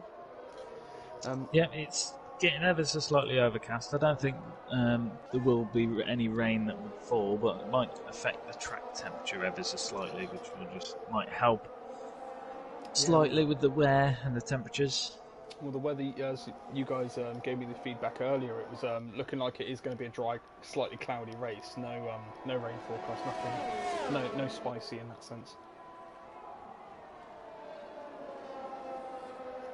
Droftas very close to the back of Nolsey now, with the DRS assistance coming down into the second DRS zone. So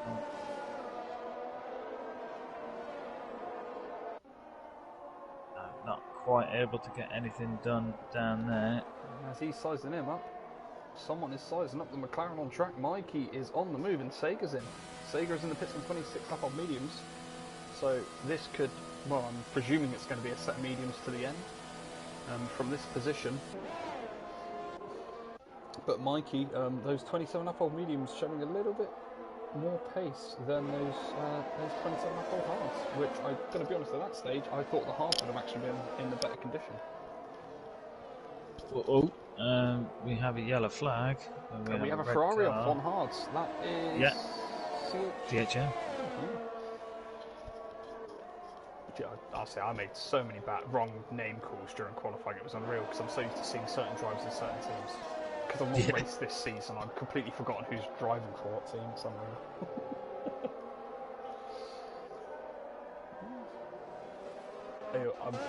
I'd love to know how strong the undercut is here, because right now, Riker, Nosey and Droft. Not counting out the likes of Paulie, or, obviously Glock, but the three guys in the top 5 with no penalties, surely they're all going to make another stop before the end. Well, that's what I was just about to say. Looking at it, the top 5 drivers could all pit the same lap and go onto the same tyre, and then just basically have a 5-car sprint race to the end. Well, that's what not to exclude anybody down from 5th, but that's... Yeah, they're out front by 10 seconds, 10.5 seconds. They've really checked out in like their little league in that sense. But it's those 3, Nosey, Droft and Riker. I'm just intrigued to know if they're all going to be in for, well, I'm presuming it's going to be a set of softs at this stage for these lads. Who's going to be... Well, yeah, if they did a few more laps, then they can call. do 20 on the softs, can't they? Well, yeah, exactly. Well, who's going to make the first call, and how strong is the undercut going to be? Well, it's whether Drostas comes in first and goes for mediums, because he's nearly done 20 laps on his softs, but we've seen the likes of Chewy and Letdown Estate take them a few extra laps. I'll ride on board with Droftas now, and I'll just sort of point out these few corners. Again, as I say, turn 1, that inside curve, very lethal. Full throttle round to turn 3. It's not a bad corner, but this turn 4 is where I think a lot of people lose the back end. Just Mikey in the pits. That's 24 laps on the mediums. Turn 5, not too bad of a corner, but the traction on the exit is sometimes a bit of an issue. I think some other people certainly got it better than I did. A light little let off the throttle for turn 6, and then turn 7, again, need to watch the back ends. Feels like it's off camber, and then again, good flow coming around here, full throttle until this point, and then you're braking on the first corner, ready for the second corner, and it just flows right up here, and then this last sector is almost, it feels like it's almost full throttle all the way. You just need to let off on this corner just ever so slightly, just to try and get your car in the right position. Then from this point, full throttle all the way down to the finish line, and it feels like a very long time to be having yourself full throttle overtake on DRS now on Nosey, and Droftas not able to just get that move done there. But we've seen him be very careful on that first corner quite a few times when he's had somebody in front of him. But 21 laps on them softs, they're not going to be the most raciest of tyres he's ever had. No, and that's what I think in the position he's in at the moment. I could be completely wrong. He started on the mediums. The medium soft was a strategy when I was looking up earlier the different calls that people could make here. Obviously, not taking into account tyre wear and also these other bits that could be going on and how hard you race, but he could quite easily be playing this for another set of softs, and it's going to be out of even Riker, for example. Any one of these 3 lads, they make that first call into the softs, or for example Paulie as well. They could, for the sake of a lap or 2 on a fresh set of softs, could, well, by the looks of it, quite easily just jump up to second, or even, depending on how quick it is, possibly Glock may need to watch out. The pace difference, surely it's going to be insane. Yeah, it's still wide open. It's still wide open for everybody in this race, really, but, second place looks to be very unknown right now, and Droftas is definitely closer to Nosey now, and he's up on the inside before turn 1. And he's got the job done, but he's needing to watch now this second DRS zone that Nosey doesn't retake the position. Now, a couple to keep an eye on a bit further down the pack as well, as we just see Chaos go in on 23 lap old softs, so surely that is going to be another set of softs for the Alfa Romeo driver, just going to ride on board with the season bits. But yeah, a couple of guys to look out for up and down the grid, really. Chewy on fresh mediums, Stevo, Mikey, I let down Estate, and even Sega. Three lads, the four lads even, sorry, that are fresh set of rubber, quite easily get into this fight and, you know, teetering on the top 5 finish. Chaos, though, has put on a fresh set of mediums, so possibly no softs left to use? Possibly. Or maybe he thought 20 laps was the max for the softs, therefore he's gone for mediums. Because the other thing is, like I say, push a little bit more as well, so. On the softs I was pushing and I was struggling with the tyre temperatures and obviously lost it.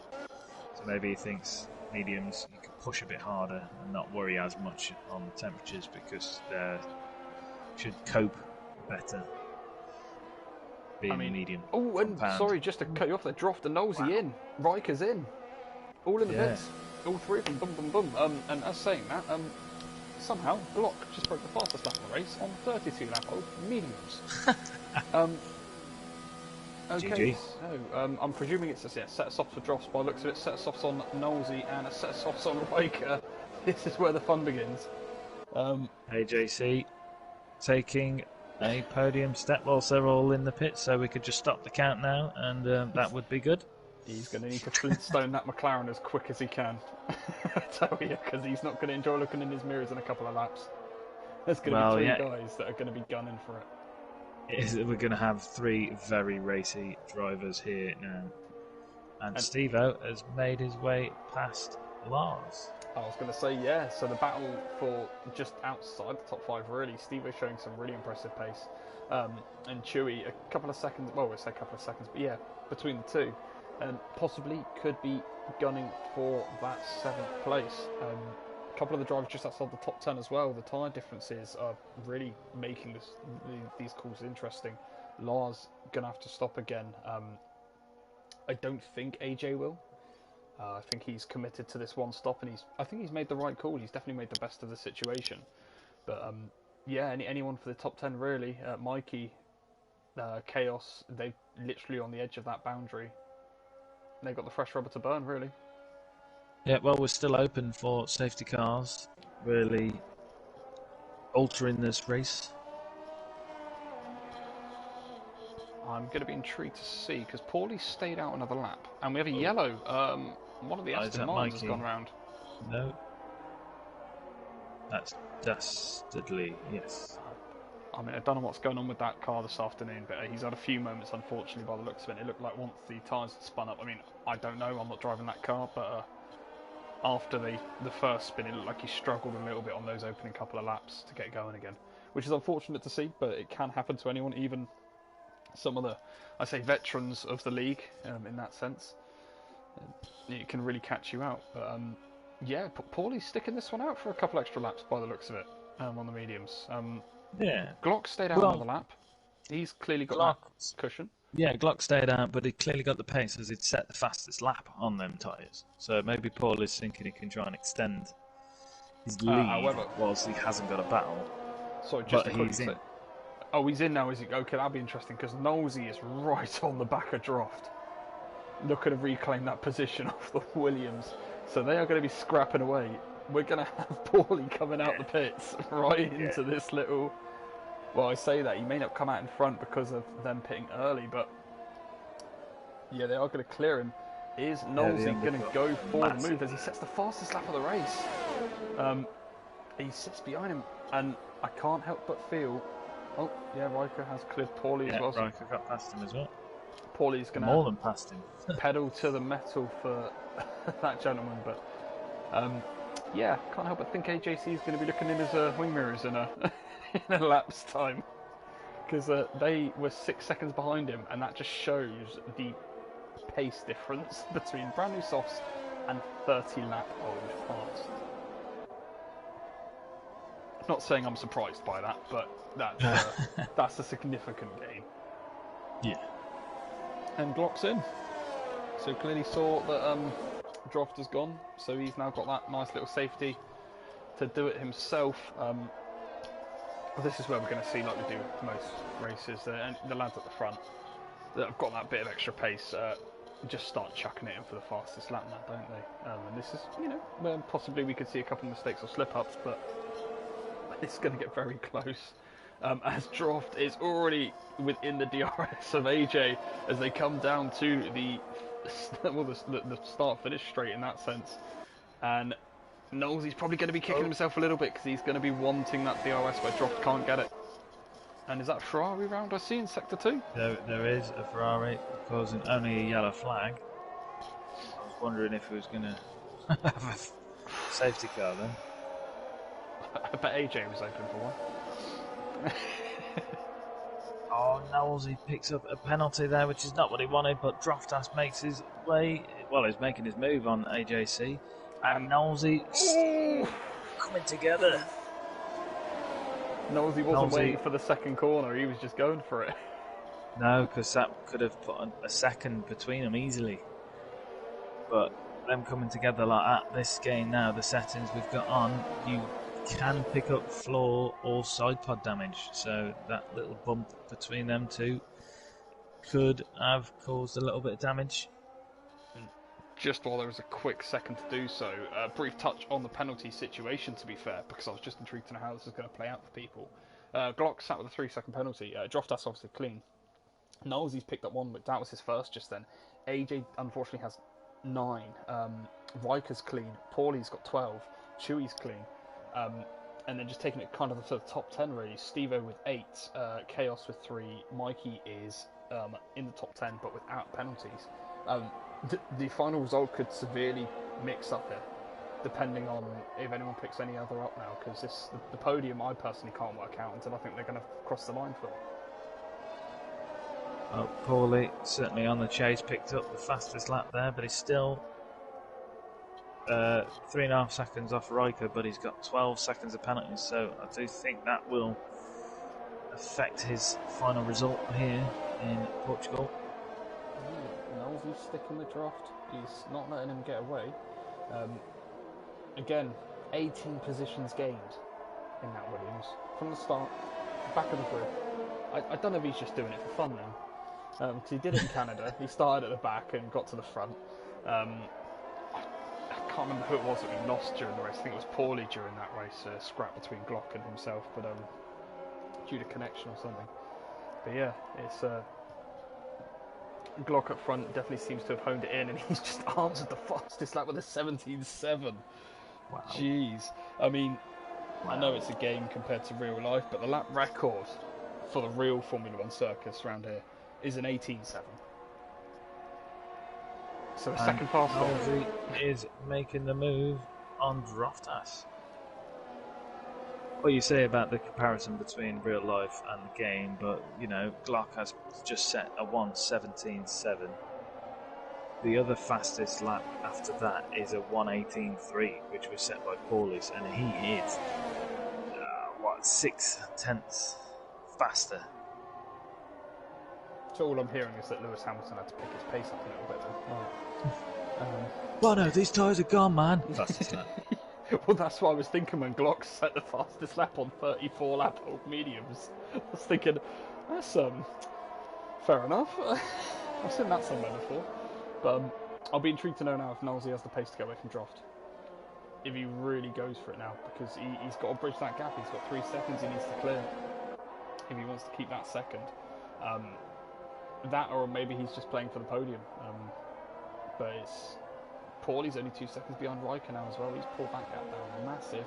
And just to jump some action, which I think you were about to say, Bannister is all over the back down of a letdown estate for 11th place. I'm on it. And they was very close at turn 1. So he's definitely trying to get the move done. But, so they haven't swapped positions already then? No. Droftas not able to get the move done on Knowles down into turn 1. There's his flicking up and down a little bit, but we'll go with it. Yep.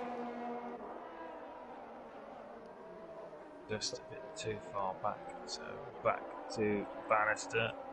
I was just going to say, Bannister's on 23 lap old mediums compared to letdown estate's 12. So either I've missed a letdown estate getting in front and Bannister's just there for the ride now, or somehow that Ferrari's just picked up a second wind on those mediums and has just got some serious pace compared to the guys around as Paulie picks up a penalty. That's his 5th now, I believe, so he could very well be losing a place. Yeah, Goes at wheel to wheel. If you pick up more than 4 penalties for exceeding track limits, then you will lose a position in the final standings. But as I say that, Paulie is getting awfully close to gaining a position, as he is right on the back of Riker. But Riker also chasing down AJC, both currently in the DRS window. I mean, the fact that AJ's still in 4th, and it's been a good 6 laps since these guys have pit, I'm surprised. Nothing against the driver, but to be on those tyres, 39 up old hards, it's impressive. Just picked up another penalty there. Yeah, I was going to ignore that part and just kind of praise the driver for how good he's doing, but fair enough. No, but yes, kudos. Teammate, 39 laps on the hard tyres. I think he is the only one to have done a one-stop. Yeah. Check that. Chewy, Chewy stopped again, didn't he? Please do correct me if I'm wrong there. I know Chewy Yes, the only driver to do one stop. AJ is the only guy that went one stop. Which, I mean, I hate to say, if you eliminate the penalties away from this, to be from where he was, what was he, 7th, 8th with yourself at the start of the race? Yeah. 14 to go? To be up in 4th, he was 2nd for a while. I don't think he will be in 4th for long as we are coming round the final corner of Sector 3. Paulie already going wide to get the traction around Riker, but Paulie is going to box himself in, and we're 3 wide with AJC on the inside, Riker on the middle now. Paulie having gained 2 positions there, overtaking Riker and AJC. AJC losing out twice there. I think he's got a 14-second cushion now to the other Mercedes, Chewy. So I think he's just going to want to have a bit of a breather. Bannister's still sticking within that 1 second of a letdown estate. He's hanging in there. He's definitely using that DRS. Reminds me of someone I know that I used to race against. Getting a DRS toe for multiple laps on end. But yeah, to be fair, it looks like he might actually be able to have a go at the Haas driver, to be honest, into 1. He's gaining, but the straight's just not long enough. And as well, a couple of these places have just kind of mellowed out there. Droft hasn't looks like he's had the pace to come back at Knowlesy, but also you can see that Knowlesy's got those penalties. So is he going to want to risk trying to fight for that position now?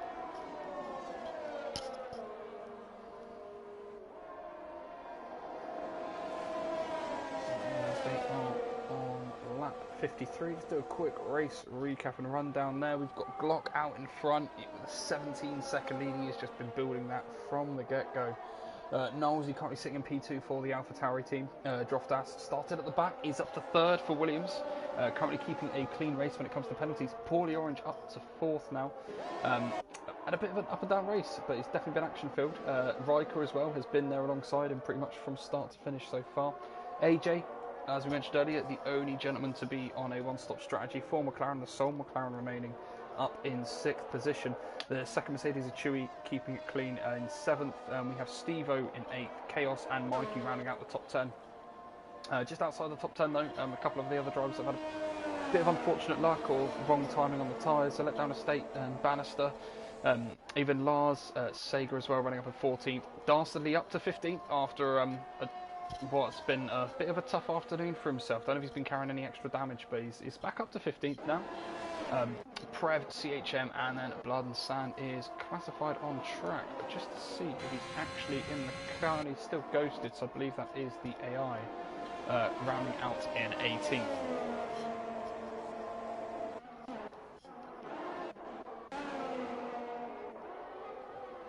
I'm just going to cut to the front here very quick as Droft is all over the back of Knowlesy, so starting to get the move on now. He's closed him right down, maybe save some battery deployment in regards to do that, but he's definitely stepped it up again now.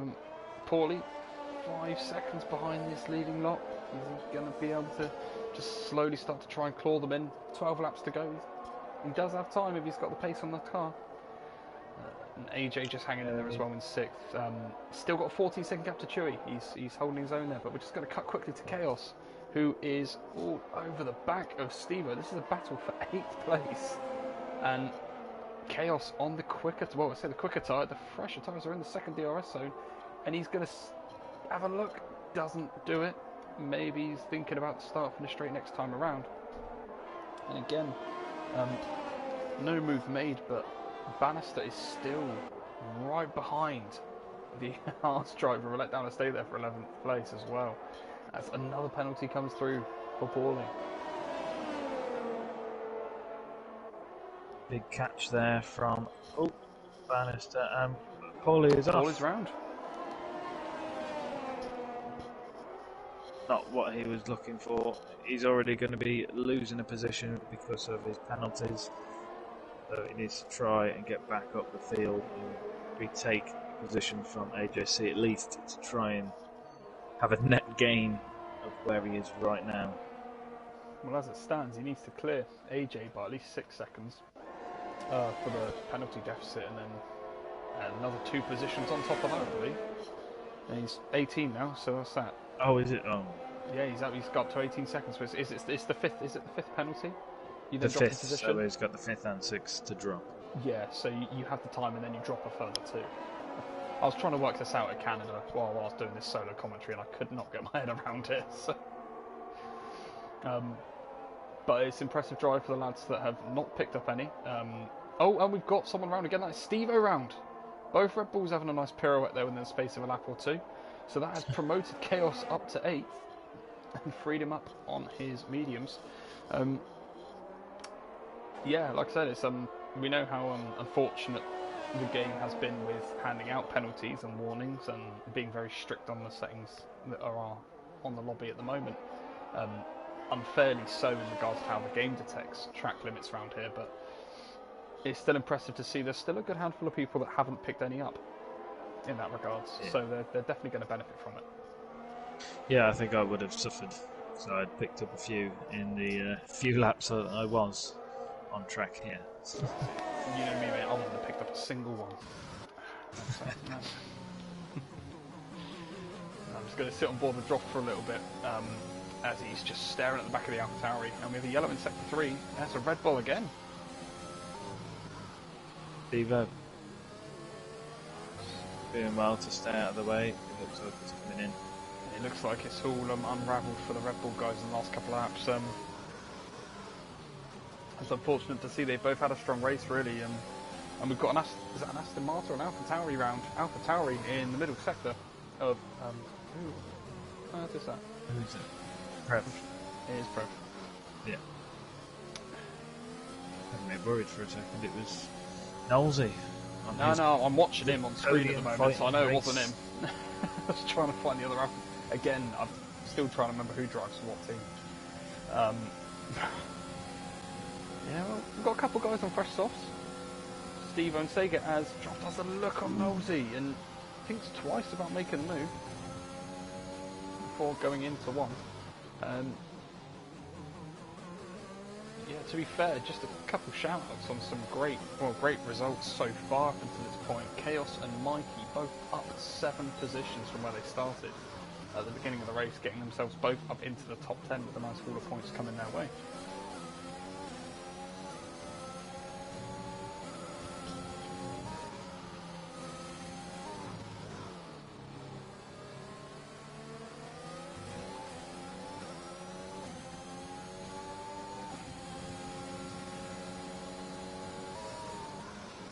Yeah, into the final stages of this Grand Prix now, so still anybody's battle for second place. Knowlesy having to defend off Draftas, but with that penalty, all Draftas has to do is keep with him, and that position will be his.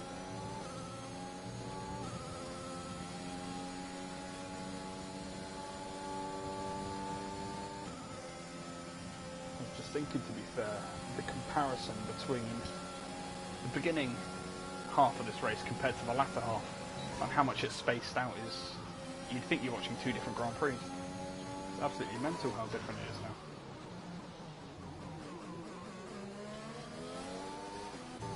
I'm going to just quickly jump on board from one Williams to an Alpine at Lars, who, if I recall correctly, is on a he's on 10 lap old softs, but to be fair, the cars ahead are on 31 lap old mediums, 20 lap old mediums and 15 lap old mediums.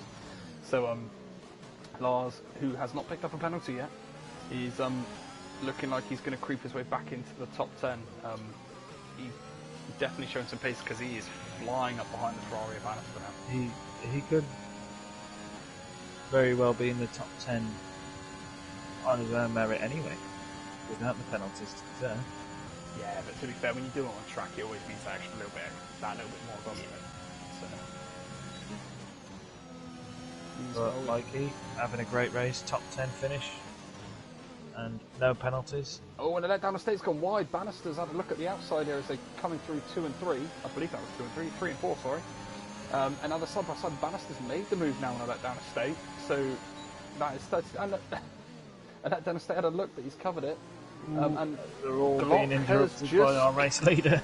I was thinking who that was. And out of that, no, a let down estate is backed off, but Lars has let him back through, and a let down estate's gone wide at the following corner. Like you mentioned earlier, you get offline, it just completely sets you off. I'm just going to say thank God for ghosting on lapped cars. Otherwise that would have been a very unhappy Glock by the looks of it. But well, I think if there were solid cars, I think everybody would have... Of course. They're just so caught up in battling away for their positions. But yeah, no, Lars, well, he's cleared one of them. Yeah, it's Bannister to go now. Yeah, he cleared one of them, but I'm not sure how right that was, because it was all under blue flag conditions. I don't know, it'll be something... Yeah, it'll be something for the stewards to look at. They both lifted, and the let down estate went deep at the next corner, but like I say, it's... While we have the stewards look at everything that happens in the Grand Prix, why we have this footage, why everyone does, post their appeals up in the chat if they need to. If something feels like it was unrightly done so or unfairly done so, in that sense of the correct phrasings. But Lars, either way, is powering on.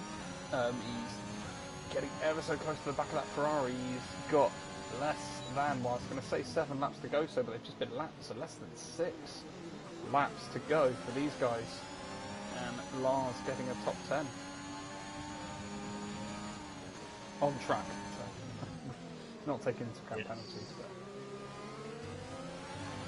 I thought I'd correct myself before you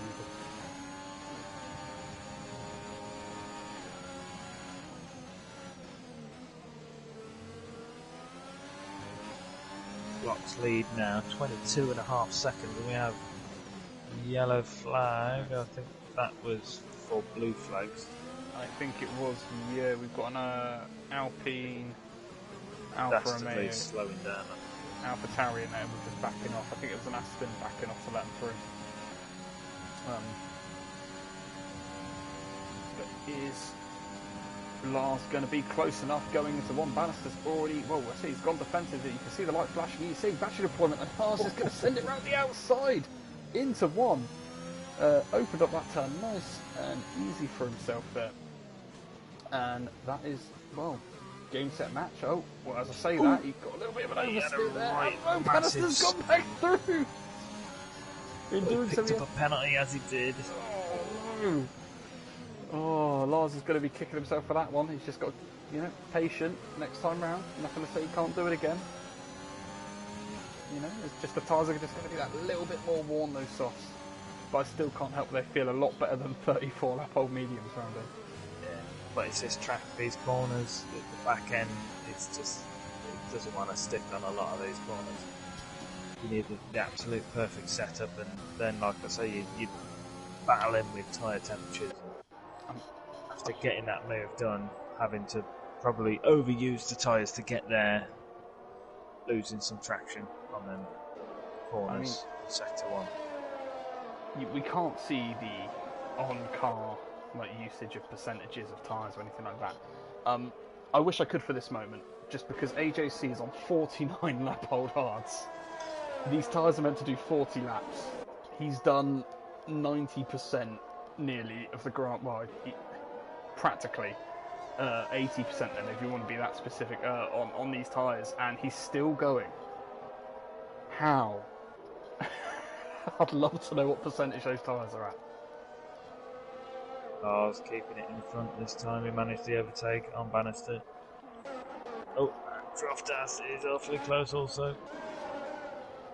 But still not able to make the move done. But again, if he keeps this close, he will inherit that position through penalty time. But he is very close, and he's now making the move down into turn 5. He's on the inside. Knowlesy has kept it in there. Knowlesy's still on his right hand side. Can he maintain the position? He can, but he's literally just fraction in front of Knowlesy. I mean, it's kind of weighing up really how much Will Droftas wants to risk here. He's got a nice handful of points here, no penalties on the plate. Of course, we want to see him battle. We want to see Knowlesy and Droftas go head to head here with the last couple of laps, but how much is Droftas really going to risk? With it being involving a crash or, having an off or something like that. You've got to think of the points he's going to bring home now, surely, at this stage. Yeah. But Knowlesy, now the car behind, now the car that will have the DRS, when Droftas has been the car with DRS for so many laps. Can Knowlesy regain that position with DRS assistance? He's closing down in a straight line speed, he's just breezing past him. Another move that's looking to be made very shortly is Paulie Orange on AJC. Paulie Orange, after his spin, has regained the position behind AJC to be able to make the overtake very easily. So that's one position less he's got to worry about dropping at the end through his time penalties. So Droftas back in his position behind Knowlesy.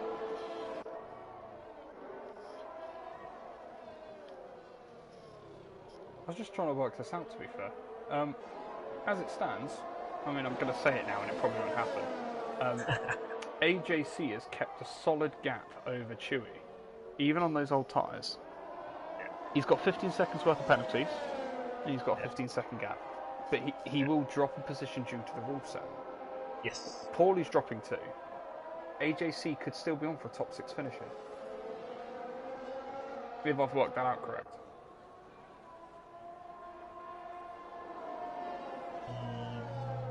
Or I'm talking utter rubbish, but yeah. Yes, but and Chewy would be 5th.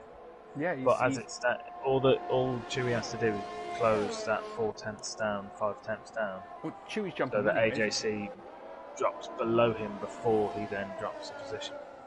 Yeah, I was going to say. Timestamp happens first. Yeah, he's guaranteed 70. 70. So he's guaranteed within reason. He needs to get to finish, but for 7th. But yeah, that's one hell of a drive then on one stop. Yeah, doing your team proud. Yes, at least someone is. Sorry, Xerxes. Well, to be fair, at least you showed up for the race. No, I'm joking. No, I mean, Xerxes has had some unfortunate luck. He's definitely the faster of the 2 McLaren full-time drivers, but finishing a race is sometimes an issue because he ends up in an incident somewhere, either being knocked off or being in the back of somebody and ends up pitting, and then when you're behind and when you get that bad losing start, battle, well, I was going to say, you're fighting uphill for a lot of the Grand Prix if you get that start, unfortunately. Sometimes it can't be helped as well. I think we've all been there. Some of us more than others. I know I feel that pain regularly.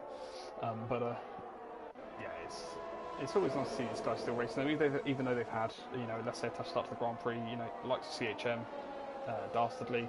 Not saying anything in particular went wrong. There's just been a couple spins here and there. They're still going. Steve-O as well. He had a couple spins earlier. Still going. It shows that they're all still clawing away. Am I right in thinking it's points for every finish, or is it just top 10? Yes, points for every finish. Basically, you take your standard points for a Formula 1 race, and then you add 10. So 10th place will get 11 points, and then 11th will get 10 points, and then decreasing by 1 per position. I mean, and also there won't be everybody classified as in the one league because we're running the 2 splits in one race. So, of course. for the likes of Stevo, a letdown estate is in front of him. He's an L2 driver, so Stevo will be promoted up a place, and for every AL2 driver in front of him. Yeah, I forgot I forgot that was a thing. I'm starting to think you and Xerxes, you two full-time McLaren boys, are going to have to start taking lessons from AJ because he's now bridged a gap of 16 seconds to Chewy. Yeah. And we have a spinner which looks like it's Chaos. Yep. Because I'm just going to quickly, just ride on board here with Glock as well.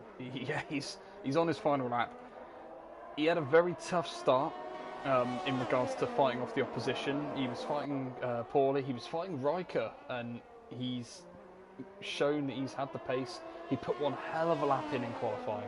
Even he said on the chat, it was such a nice lap for himself. He felt like he really strung it up together. But from start to finish, it's been a very dominant display, pure pace in the Alfa Romeo as he's going to round the final corner. As he's coming up here, this long right-hander, he's probably going to be relieved after such a long race. And he's going to come down to the line, and we are going to see Glock take the flag and the win here in Portimao tonight. Yeah, congratulations, Glock, on the win for the round 7 of Wheel to Wheel. Knowlesy he's pulled a gap on Droftas slightly. A second or so, didn't he? Yeah, he needed 3 seconds, he needed 8 tenths. Oh, one more lap. But we do see Droftas go second. Up into second place. Max Verstappen-esque drive that was from last to second.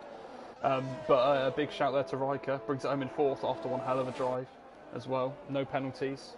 Great drive for the Mercedes lad. Leading at one point, like I mentioned.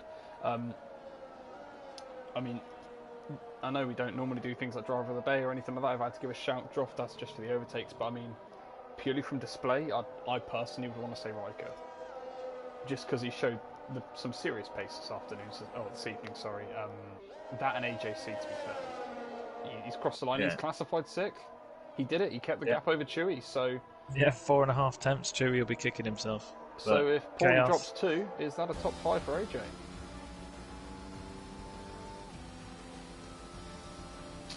I think that's something for the stewards to look at, because again, you wouldn't think I've been racing in this league for like 7 seasons, up until now. But yeah, the rules have never changed, bar the points.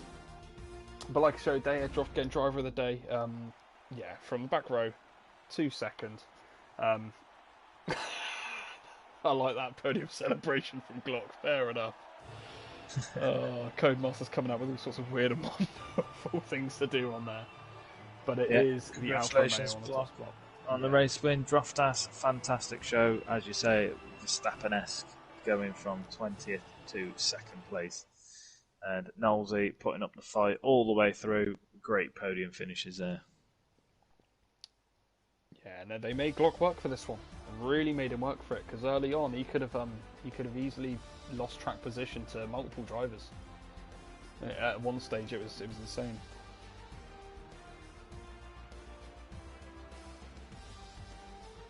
Yeah, so as you say, if we run down the order, we'll try and do it live as the drops would be. So we've got Glock in 1st place, Droftas in 2nd, Knowlesy in 3rd, Riker in 4th, then we would have Chewy in 5th, AJC keeps his 6th place, and Paulie Orange would then be in 7th. Then we have Chaos in 8th, Mikey in 9th, Lars in 10th. A letdown estate is 11th, but he is first of the AL2 drivers, so he would be first in the AL2 standings. Bannister in 12th, but would be 11th. Stevo 13th would be 12th. Sega is AL2, so he would be second in the AL2 standings. Dastardly finishing 15th, probably 13th in the end. CHM 16th, probably 14th in the end. And Prev, Blood and Sand was disconnected, and I crashed out and there was somebody else.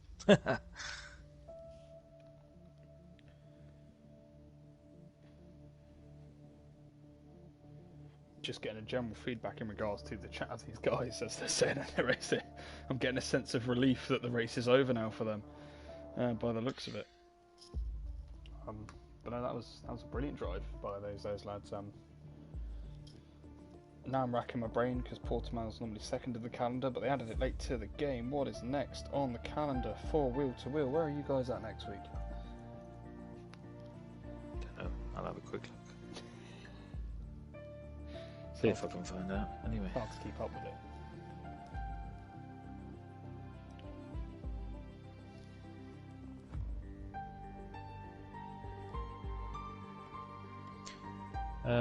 Austria. Is it Austria? So the same race again then. Just on a shorter track. I'm just going to see if we can get anyone in for some interviews. Top 3. And like I say, well, he's in the top 3, so I was going to pass one out to AJ if he is on the mic this evening, just for that stint on the one stop. He did a brilliant drive.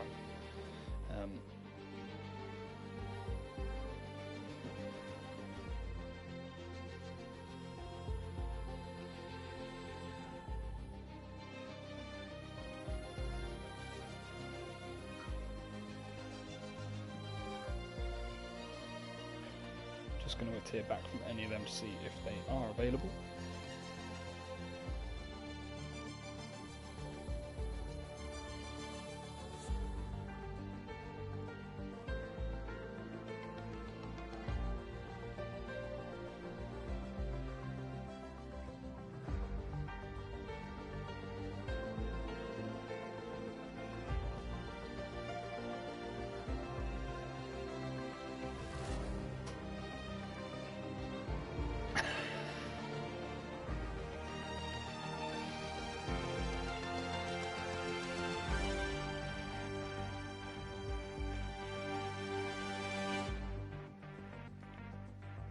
Alright then, so it looks like the drivers are all done for tonight, so if there's anything else to add, it has been a brilliant race to watch, a spectator over. It's been lovely to have your company, Bloom. I'm sorry it was at your expense earlier in the race.